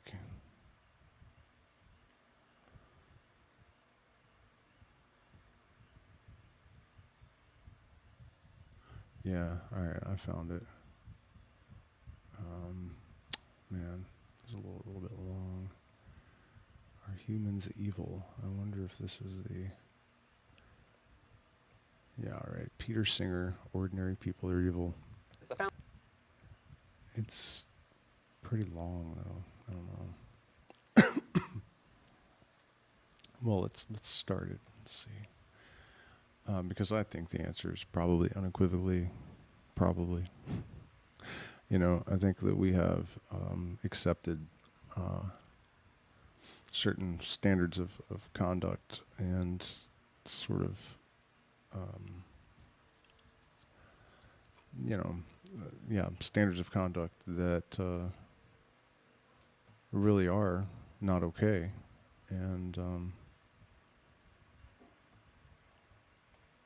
what we accept as normal, I think, might be actually legitimately fair to brand it as evil.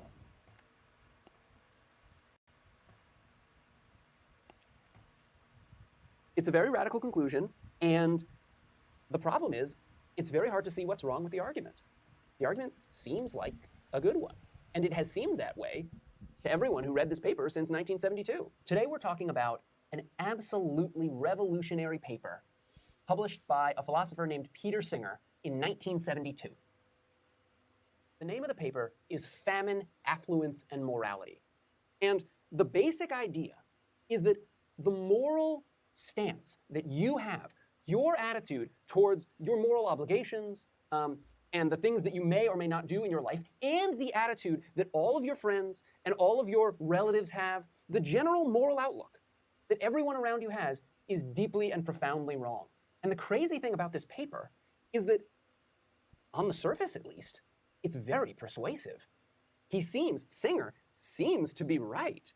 It seems to be, once you go through the argument that he lays out, it seems to be that we need to completely rework our entire society.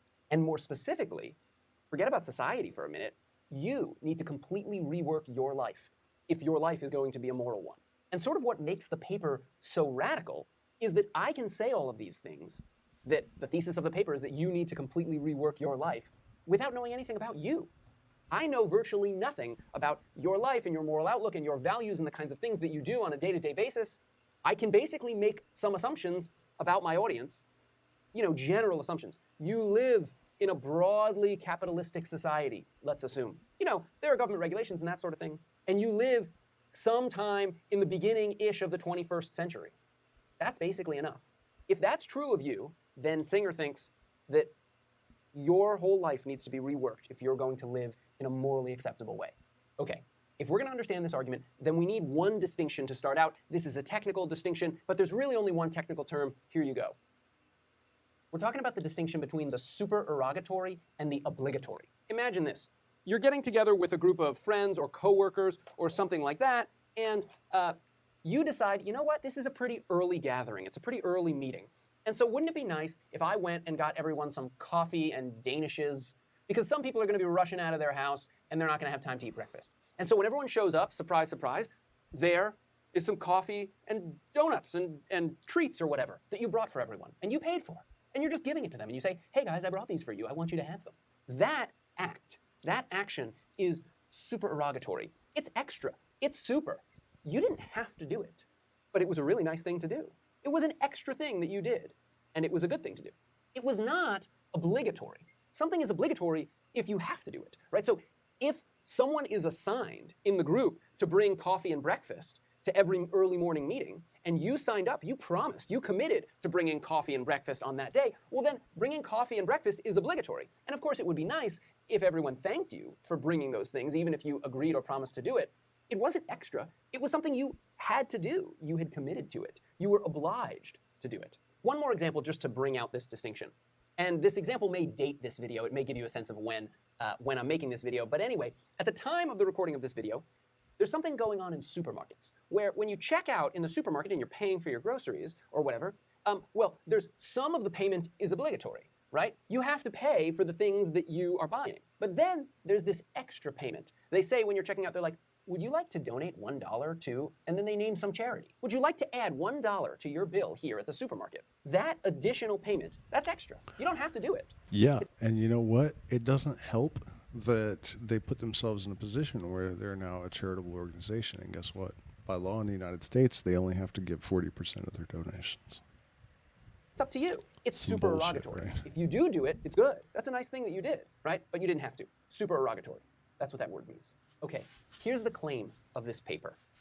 The claim is that there are these organizations that exist in the world now in 1972, says Singer, right? And these organizations like Oxfam, right, and UNICEF, these are organizations that take money from people who live in relatively wealthy places on the planet, and they take that money and they use it to do amazing things for people who are suffering under things like famines, right? If there's a famine in some place in the world, there's not enough food, and people are literally starving to death. They are dying because they don't have enough food. So someone donates a little bit of money, and these organizations take that money, and a very high percentage of that money with a great deal of efficiency gets transported to this other place on the planet where there's a famine, and literal people's lives are saved. A little bit more Normally, than half. I don't know we, if that's you and I, and all of your relatives, and all of your friends, high everyone in our percentage. society, in our broader society, we think of these sorts of acts, giving charity in this way, giving money to Oxfam or UNICEF or whatever, we think of these things as supererogatory. Giving to charity is supererogatory. It's nice, it's good, but you don't have to do it. If on any given occasion you don't do it, you're not a bad person. It's not like you failed to live up to some obligation that you had. Singer says, no. Here's an argument that proves, Singer thinks, that giving to charity, giving extra money to famine relief, if you're affluent, if you have extra money, is something that you must do. You must do it in the same way that you must not murder, or you must catch someone if they're falling and you can just reach out your arms and catch them and save them. You must do it. That's the thesis. Okay, so Singer has an argument for this thesis, an argument for this conclusion, but we're going to get to the argument in 1 minute. First, let's just skip to the end of the paper and see his statement of that conclusion. Here's what he says. Here's what Singer says. Because giving money is regarded as an act of charity, it is not thought that there is anything wrong with not giving. The charitable man, or if we want, because this was written in 1972, we can say the charitable person. The charitable person may be praised, but the person who is not charitable is not condemned. People do not feel in any way ashamed or guilty about spending money on new clothes or a new car instead of giving it to famine relief. Indeed, the alternative does not occur to them. What's the alternative? The alternative is not getting those new clothes and not getting that new car, and instead taking that money that you would have spent on new clothes and just well, wearing your old clothes and taking that money and giving it to an organization that will help people, that will save people who are dying of famine, right? That possibility, the possibility of not spending money on luxuries, does not occur to most people or to virtually anyone. This way of looking at the matter cannot be justified. This way of looking at the matter is the way that we all look at the matter. That is, we think that giving money to famine relief is supererogatory. It's nice. It's an extra thing. That cannot be justified. The only thing, according to Singer, that can be justified, and we're going to get to the argument for this conclusion, the only thing that can be justified is the way of thinking where you think that giving to famine relief instead of buying new clothes or a new car or whatever, giving to famine relief is obligatory. That's the only way of thinking that can be justified. The upshot or the punchline is this. If you don't give to famine relief, Singer thinks, you've done something wrong. You've done something evil, bad. Every time you buy new clothes that you don't absolutely need, or you buy a new car when you could just drive your old car, or you buy a cup of coffee that someone else made for you because it's more convenient for them to make it for you and it tastes a little better than if you were to make it at home. Every time you do any of those things, you're doing something wrong. You're doing something bad. We don't think this way. No one in our society, not in 1972, and even though this is a super famous paper, you've maybe never heard of it, and so it didn't seep into the whole society. Even now, right, people don't think that buying new clothes or buying a cup of coffee from a coffee shop is a bad thing to do, an evil thing to do, a wrong. He's wrong about that. I mean, I do feel this way to an extent. I mean, I feel like, you know, it's not like we should have this, like, absolute communist, like, you know, not like that exactly. But, you know, if I have extra money and I see somebody that generally needs something, even if I don't really, I'm not, you know, I don't really have extra money, I'll still usually give some money away. You know, I feel like, is our society entirely too selfish? Abso-fucking-lutely. And the indoctrination that, you know, with people defending billionaires, like, it's one of the most stomach-turning things. You know, no cap on wealth, even if that cap was like $500 million or whatever. I mean, and I realize that the idea of putting a cap on wealth is, you know, a bit flawed, but still, it's something to that effect. You know, I mean, the unmitigated capitalist mentality is fucking retarded insane, and nobody's ever going to convince me otherwise. Wrong thing to do. But Singer thinks that it is. And here's his argument for that conclusion. Okay, here's the argument. Singer doesn't lay out the argument like this with 4 premises and 1 conclusion or anything. I'm pulling these out of the paper, but this is indeed the argument. Here's how it goes. Let's take it one step at a time. 1. If it is in our power to prevent something very bad from happening, without thereby sacrificing anything of moral significance, then we must morally do it. That is, prevent that very bad thing from happening. Okay, that's premise 1. I'll just give you a hint. This is going to be the most controversial claim, right? Now, hold on a second here, because we can all agree that like begets like, right? Like, if you want chickens, you got to have chickens. If you want more chickens, you're not going to get more chickens if you don't have, you know, 2 chickens even. But if you have ducks, you're not going to get chickens. If you have no money, you're probably still going to have no money. Money makes money, right? So evil begets evil, right? So all of these things that the people that are leveraging to induce mass psychosis come from people not doing the things on that list. That's why they are able to use those things to manipulate the human race. So if people just did those things, they wouldn't be there for the elites to leverage. It's a very general claim. It's talking about, you know, very bad things. It's got this big category of very bad things, and then it's got this other category of things with, you know, things that you might sacrifice that are not of moral significance. That's another big category. It's a big grand claim about what you must do morally, and it's a very general claim. So 1 is going to be the most controversial claim in this argument. So we'll come back to this. If you're looking for this claim, by the way, in the reading, then go to page 235. There's 1 big paragraph in the middle of page 235, and this claim happens, not phrased exactly like this, but basically like this, at the sort of end of that paragraph.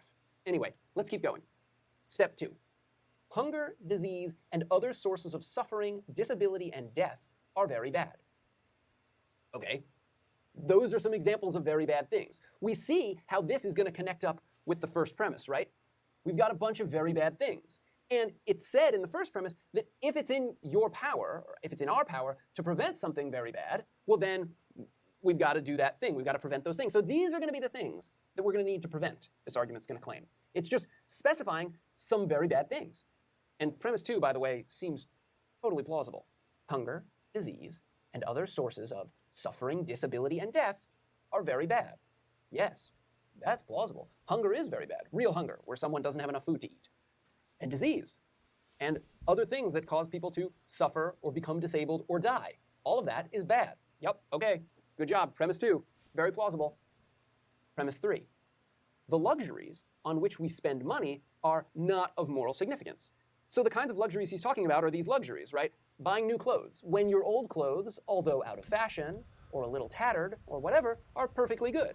Or buying a new car, when your old car, although... All right, let's move this guy along, because he just beats a dead horse. Every time he says something, he's like on and on and on. Like, in case you're really, really stupid, let me say this 16 times. It's getting on my nerves a little bit. But I really am interested in this study, and I think I agree with the premise to some extent. And I do also think this is going somewhere, but this guy is a twerp, and he's getting on my nerves. The luxuries on which we spend money are not of moral significance. Okay, that doesn't mean they shouldn't exist. It doesn't mean they shouldn't be available. But should they be distributed to people for grabbing their vaginas and saying, you a dumb hoe, you a stupid hoe, you a dumb hoe, you a stupid hoe, you a dumb hoe, you a stupid hoe, you a dumb hoe, you a stupid hoe, which I'm pretty sure are exactly the lyrics to one of Cardi B's new songs, right? So should that person have that diamonds all over them and a Lamborghini and shit? No, there's no way in hell that should be happening.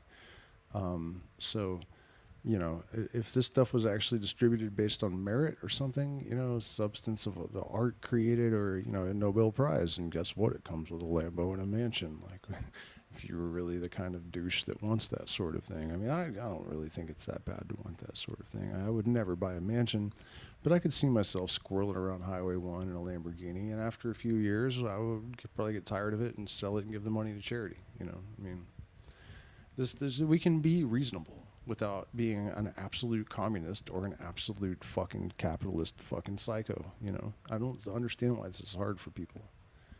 You know, well, I do, because they're all fucking brainwashed, like severely, severely brainwashed. By donating money to relief agencies like Oxfam, we could prevent hunger, disease, and other sources of suffering. Therefore, we must morally donate the money that we are... No, that's dumb as hell. Not to agencies. That's something like, if I ever did find myself like fantastically rich, I would go around to individuals and take care of them directly. Donating money to organizations that only have to donate 40% of it is hurt and fucking stupid, and no one should do that. But the premise, you know, despite the fact that the people that are coming up with this shit are obviously halfway still zombified or whatever. Not as good as a new car, is still, if you go without them, you're not really actually do the thing that they say they're going to do. And the answer is yes, they do it. Okay, and then here's the conclusion. What does Singer say to support such a broad, sweeping claim? All right. Here's what he says. This is a rather famous example that Singer gives to support premise 1. Here it is. If I am walking past a shallow pond and see a child drowning in it, I ought to wade in and pull the child out. This will mean getting my clothes muddy, but this is insignificant, while the death of the child would presumably be a very bad thing. Okay, got the example, right? There's a shallow pond or a fountain. When I teach this class on campus, every college campus, including the one where I work in North Carolina, every college campus has like a fountain somewhere, right? There's a fountain there. A small child is drowning in the fountain and will die. You are walking by. You can easily step in and save the child. The cost to you will be just a few moments, and, well, your clothes are going to get wet. Here he goes muddy, again, right? dude. Muddy if it's a pond, or wet. Fucking shut up. God, we get the point. But here's the thing. He's not wrong, you know, or Singer's not wrong, whatever. If, you know, you can see a child drowning or starving or something, you're going to do something about it. But as soon as it becomes an abstraction, you're like, fuck it, I don't care. You know, and a lot of people don't care if it's right in front of them. But the point is, those people are assholes, and we all know that. And so we can already agree that they're evil. But There's really no difference between the child you can see and the child that you can't see. I mean, I guess people say there's a difference between the devil you know and the devil you don't know. So is he, let's see, how are we doing? Not that it's a child or that it's a walk. If you agree with Singer about this specific case, then you have to accept premise 1 of the argument. Okay. All right. Okay, here's the first potentially relevant difference. Proximity. In the shallow pond example, you're right next to the child. You're very close to this child. Okay. Whereas, that's just what I just said. so this difference of proximity does not prevent your intuition, your thoughts, your moral thoughts about an example like this from translating over to a very general claim like 1. Here's the other potential difference. If you're trying to block this example from getting the result, ultimately, that you have to give up all the luxuries in your life, you might say, look, in this shallow pond example, we're led to assume that there's no one else that could save the child. There are no others who are capable of saving the child. But in the case of famine relief, anyone could give money to Oxfam, right? There's all these other people present. And the thought is, well, in the cases where there's all these other people present, it doesn't fall on you. You don't get the obligation to be the one who, saves someone's life when they're dying of famine. Here's what Singer says in response to that. He says, look, the presence of others who could help is sort of relevant because their presence typically leads to their actually helping, those other people actually helping prevent the very bad thing. So if there were other people who saw the child drowning in the shallow pond, well then, very likely, one of those other people would save the child, and then you wouldn't have to save the child. Ending notes. 1, how much do we have to give? I mean, it's one thing to give up, 1 cup of coffee, right? Made at a fancy coffee place, right? But do I have to give up all the coffee that I might ever buy? Do I have to never buy coffee and never get a new car and never get new clothes? Am I allowed no luxuries at all? Do I have to give away so much of my money that I'm reduced to the level of the person who's suffering from this famine or near to that level? Singer says, maybe yes. He considers 2 versions of premise 1, right? And this is more specific and it's in the paper. I think it happens on, where does it happen? It happens on page 231. He considers 2 versions of premise 1, a stronger principle and a weaker principle. And this is the weaker one, right? According to the weaker principle, you just have to give up some luxuries. You don't have to reduce yourself all the way down to the level that's near equivalent to the people that you're saving. But according to the stronger principle, you do. And Singer actually thinks this argument basically works for the stronger principle. You have to give up a lot. Here's an objection, an additional objection that Singer considers. He considers this on pages 236, 237, 238, if you're looking in the text. This is just too demanding. This is too much to ask for people to give up all these things. To that, Singer says a couple things. One thing he says is, look, that is a standard, objection to utilitarianism. And Singer is himself a utilitarian, or at least he's a consequentialist. I can't remember. Anyway, he's close to a utilitarian, and he could be for the purposes of this paper. So, well, it's a standard objection against utilitarianism that it's too demanding. But Singer just thinks that this is a very weak objection. Maybe morality is very demanding. The argument seems to work. The fact that you don't like the conclusion, which is really what the too demanding objection comes to, the fact that you don't like the conclusion is not an argument that the conclusion is false. He considers another argument, this is on page 239, another argument that goes like this. If private individuals start donating money to famine relief, then governments will stop. And if governments stop donating money because the private individuals have got it taken care of, well, then very bad things will result. There won't be enough money because the governments are the real source of the money or whatever. Singer responds to this. Part of his response is to just say, don't worry about it. Not that many people are going to start giving. It's not going to prevent governments from donating money. Governments don't give that much money to begin with. And if you give every dollar that you have, that's not enough to affect how much governments give. You're not going to solve this problem on your own.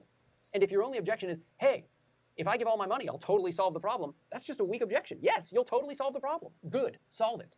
The last objection that Singer considers, this happens on page 240 in the reading, is the thought that, well, look, if you donate all this money to famine relief, it's just famine relief. It's going to help these people. It's going to save their lives, sure, but there'll be another famine in a few years from now. Maybe in that place, maybe in a different place. You're just postponing these famines. Singer says, no, you're not. Those famines are going to happen one way or another. And if you donate the money to help people who are dying of this famine today. And when he wrote this paper in 1972, there was a specific famine that he was talking about. If you donate the money, you will save these particular people's lives.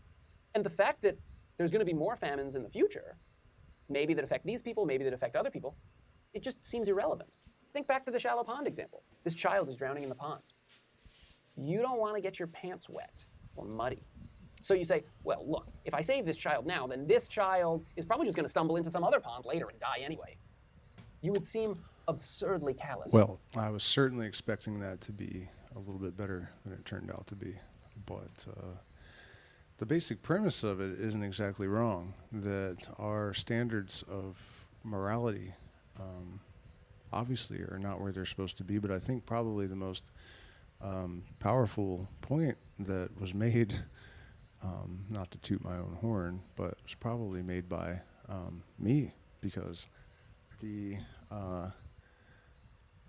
idea that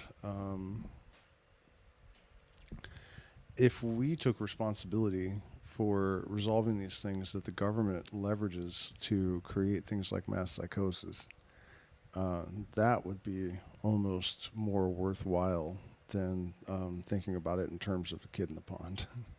You know, so I think that obviously, hey, what's going on, Gabby?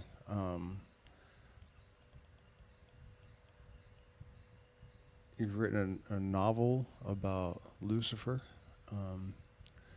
Well, I might be interested in that. You can put the title in the chat if you like. But I think I've written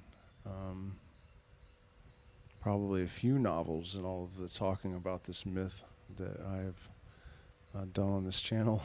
So, I mean, maybe there's something to add to it, but I think the basic idea that light and consciousness were demonized deliberately by that that myth is really enough.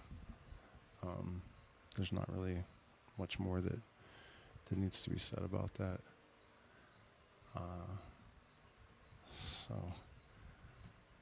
This may be the longest stream that I've ever done. No, it's not. No, wait, 4 hours and 2. Yeah, it's over 4 hours. Yeah, I started at 8:30, so it's almost 4 hours. What do you mean, Illuminostic Mind sub? I did. By the way, you guys, this is sort of a sister channel created by a sisterin, my sisterin. So everybody head over there and sub. We're trying to figure out if we can get monetization because I've been banned from AdSense for life, and all of my accounts across all social media are deprioritized. So they have informed me that they put my content lower in people's feeds, which means there's really no way that I'm eventually going to take off anywhere. You know, they basically blacklisted me for life across the board on even TikTok. And TikTok may be the best proof, because the last few videos that I posted literally went to the exact same number and stopped. Like, what are the chances of that? So, you know, it's kind of validating. It means, to me, it means that I'm saying something that has some kind of significance to someone somewhere.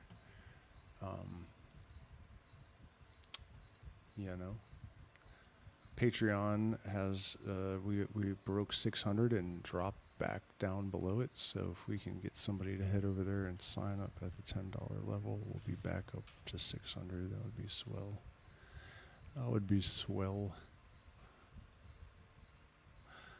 Have you guys seen this hold on, let's find this. Let's end the evening with some comedy, shall we? You know, I've thought about getting into comedy and trying to write some jokes. I don't know if I'm funny or not. I used to be funny, but I've gotten kind of uptight over the years. Okay, let's see here. What do I do? No, not there. See, look at that. $0 in PayPal today, man. You guys gotta hook it up, or I'm gonna quit. All right. History. You guys can see all my private, weird, fucking. Oh, this is great. This is great. You guys probably haven't seen this. So, did I pass, or? Oh, no. Humans are idiots. But hey, that's not the only way we measure these things, okay? Human beings are miraculous creatures, so fragile yet so resilient. Their existence shouldn't work, but somehow, for now, it does. Human beings, though not intelligent life, are somehow still capable of love and expression and beauty. Human beings are like the universe looking back on itself. Wow, that was beautiful. Thank you. I'm never gonna forget that. And tracking chip installed, and memory wipe complete.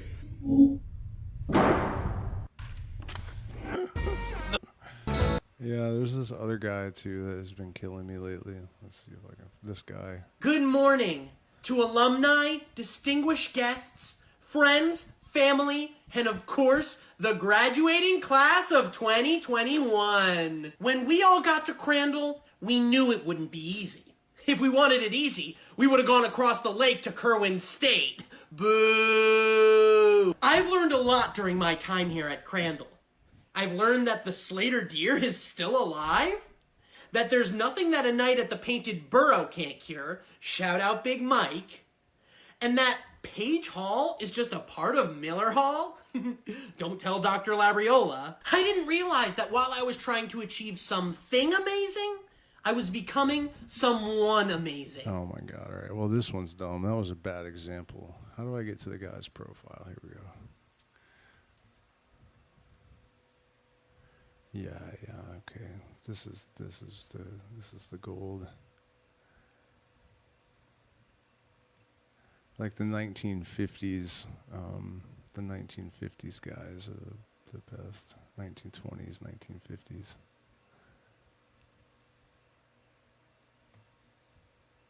I'm Will Fabrizio. I'm 9 years old, and all my friends are dead. My salary's pretty good. I get 3 hay pennies and a sack of dried turnips every week. Chemical fight!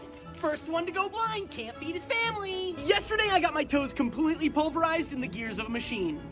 I got the whole afternoon off. After work, me and the boys like to relax with a quick game of throw a rock at a wall. Yeah, my boss is pretty cool. He lets me drink alcohol and operate heavy machinery. I'm 9.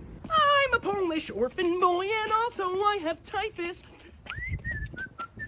I'm Will Fabrizio. Oh, you ate mud on that one. The kids are playing with my hair. I got a quick question. Don't touch it! No, Cecil! Don't touch it! No! My husband is repulsed by the sight of my vagina, and so am I. Any woman who would touch her own clitoris is a demented whore. You take some lard, a cheesecloth, a bundle of twigs, and some rat pelts, shove it up there, and that's how you make a tampon. The hardest part of marriage is avoiding my husband's syphilis. Don't ever assault your wife, even though you do have the right to, because it could put her in a bad mood. I have intercourse once a year on my husband's birthday. No more, no less. I'd do less if I could, but 0 would be perfect. Hey! I'm the doctor! Alright, put your head in here, and then I'm gonna cut the sad out of you. Ever since he watched all his friends die in a big war, he's been very nervous. Wonder why that is. So you're addicted to cocaine, and you're violent towards everyone. Same, brother man. Here, try this new Chinese medicine. It'll make you shut up for once. So you're not Christian. So you are crazy. If only I had medical training, this would be so much easier. Look, pal, you're bonkers. All right, I'm gonna take you to the loony bin. Here she is, Mr. O'Dang. I love how it started and ended with He's got a mouse in cocaine. his trousers. He's got a mouse in his trousers. Here she is. Yeah, we're a pretty dangerous crew. We say swear words and have premarital sex. Yeah, you want to join our gang? We'll have you ever smoked cigarettes or gambled as well? I joined a gang because I just don't fit in. I'm an Italian Catholic. Don't you get it? Hey, fellas, it's a different type of immigrants than us. Let's tussle. Looks like it's time to scrap. It's time to tussle. It's time to brawl. I'm gonna fight you boys, and then you'll be dead. I'm a New York City hoodlum, through and through. Yeah, you heard about us. What a tough guys. Ah! Ah! Yeah, we're pretty... He's got a mouse in the city, it's super liberal, but... A good... By Jove! This priceless artifact... A good secretary must be physically attractive. And more. A secretary performs many important duties. Smiling, winking, and occasionally bending over to give him a peek. She shouldn't think too hard. We wouldn't want her to hurt herself. Never talk about your life. No one cares.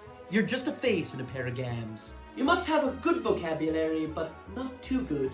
No one likes an uppity bimbo. If your boss is out with his mistress, you must lie to his wife about his whereabouts. A woman's voice must be pleasing and well modulated.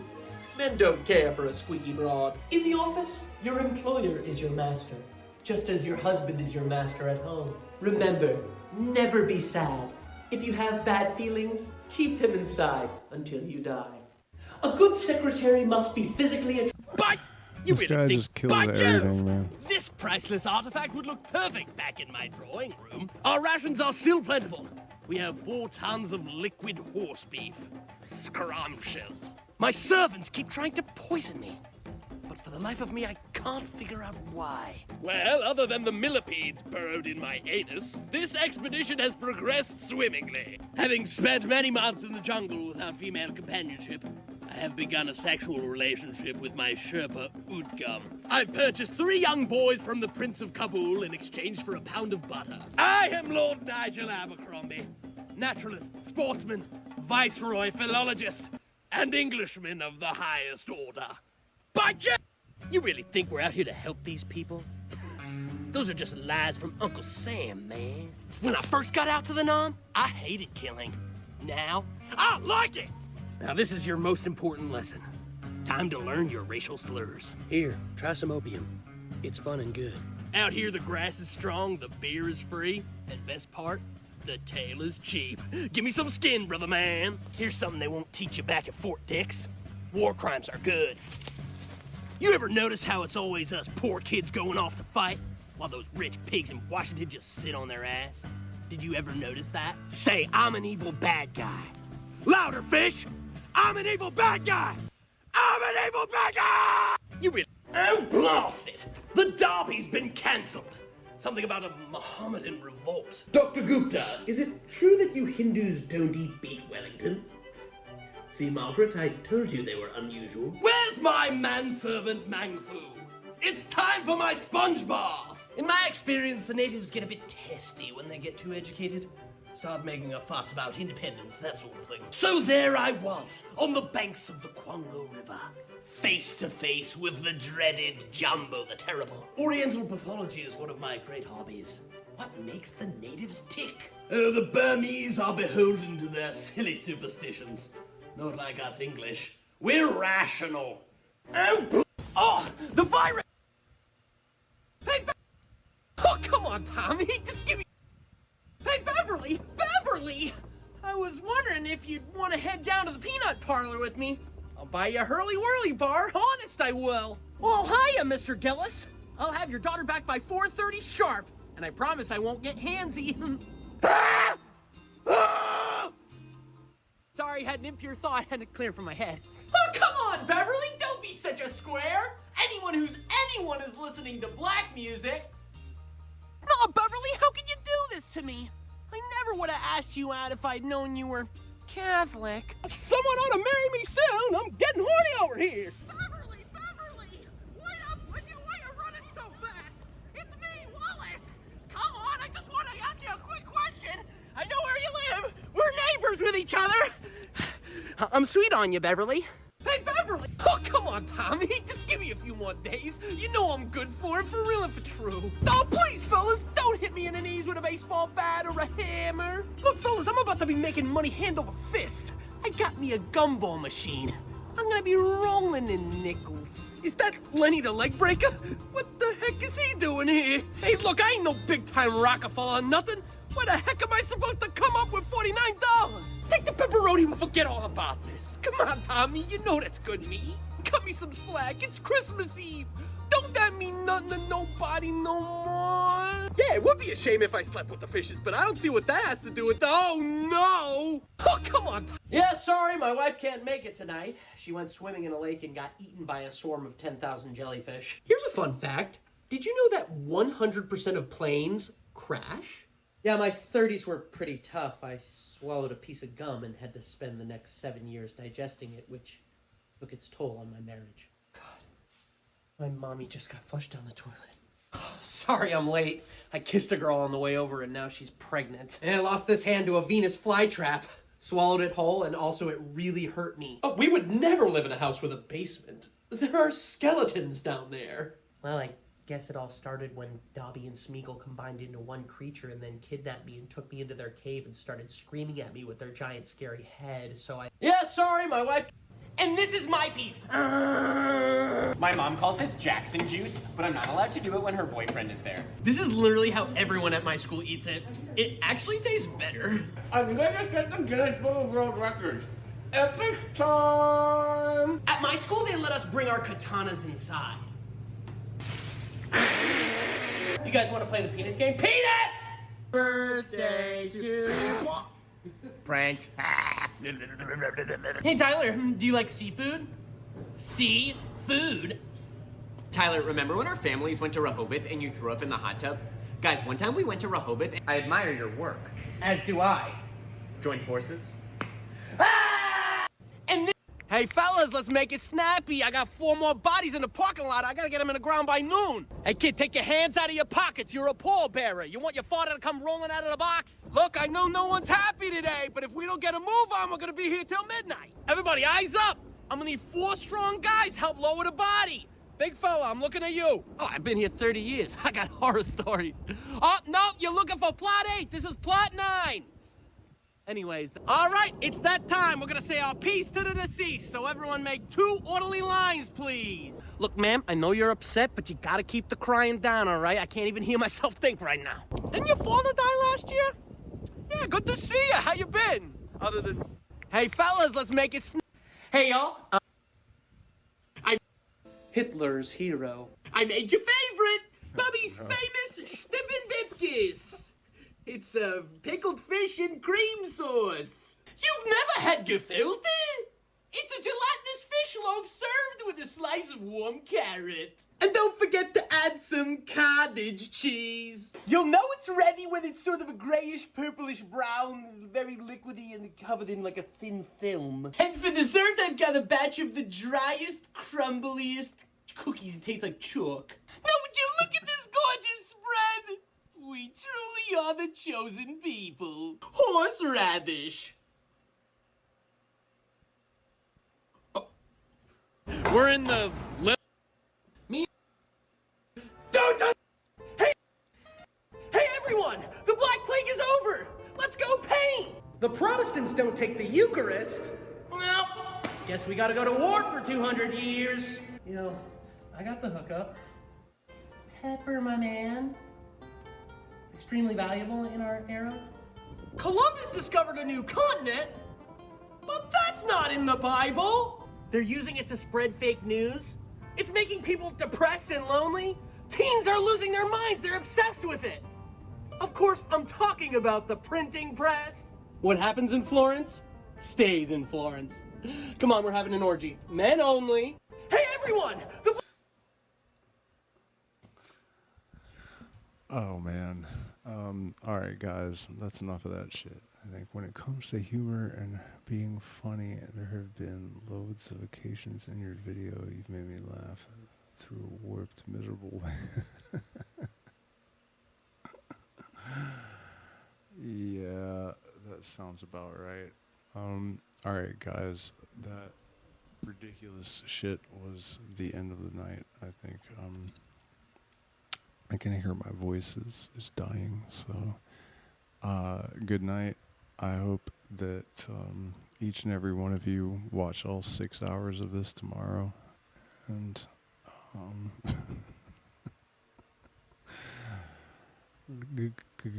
good night. Pay me.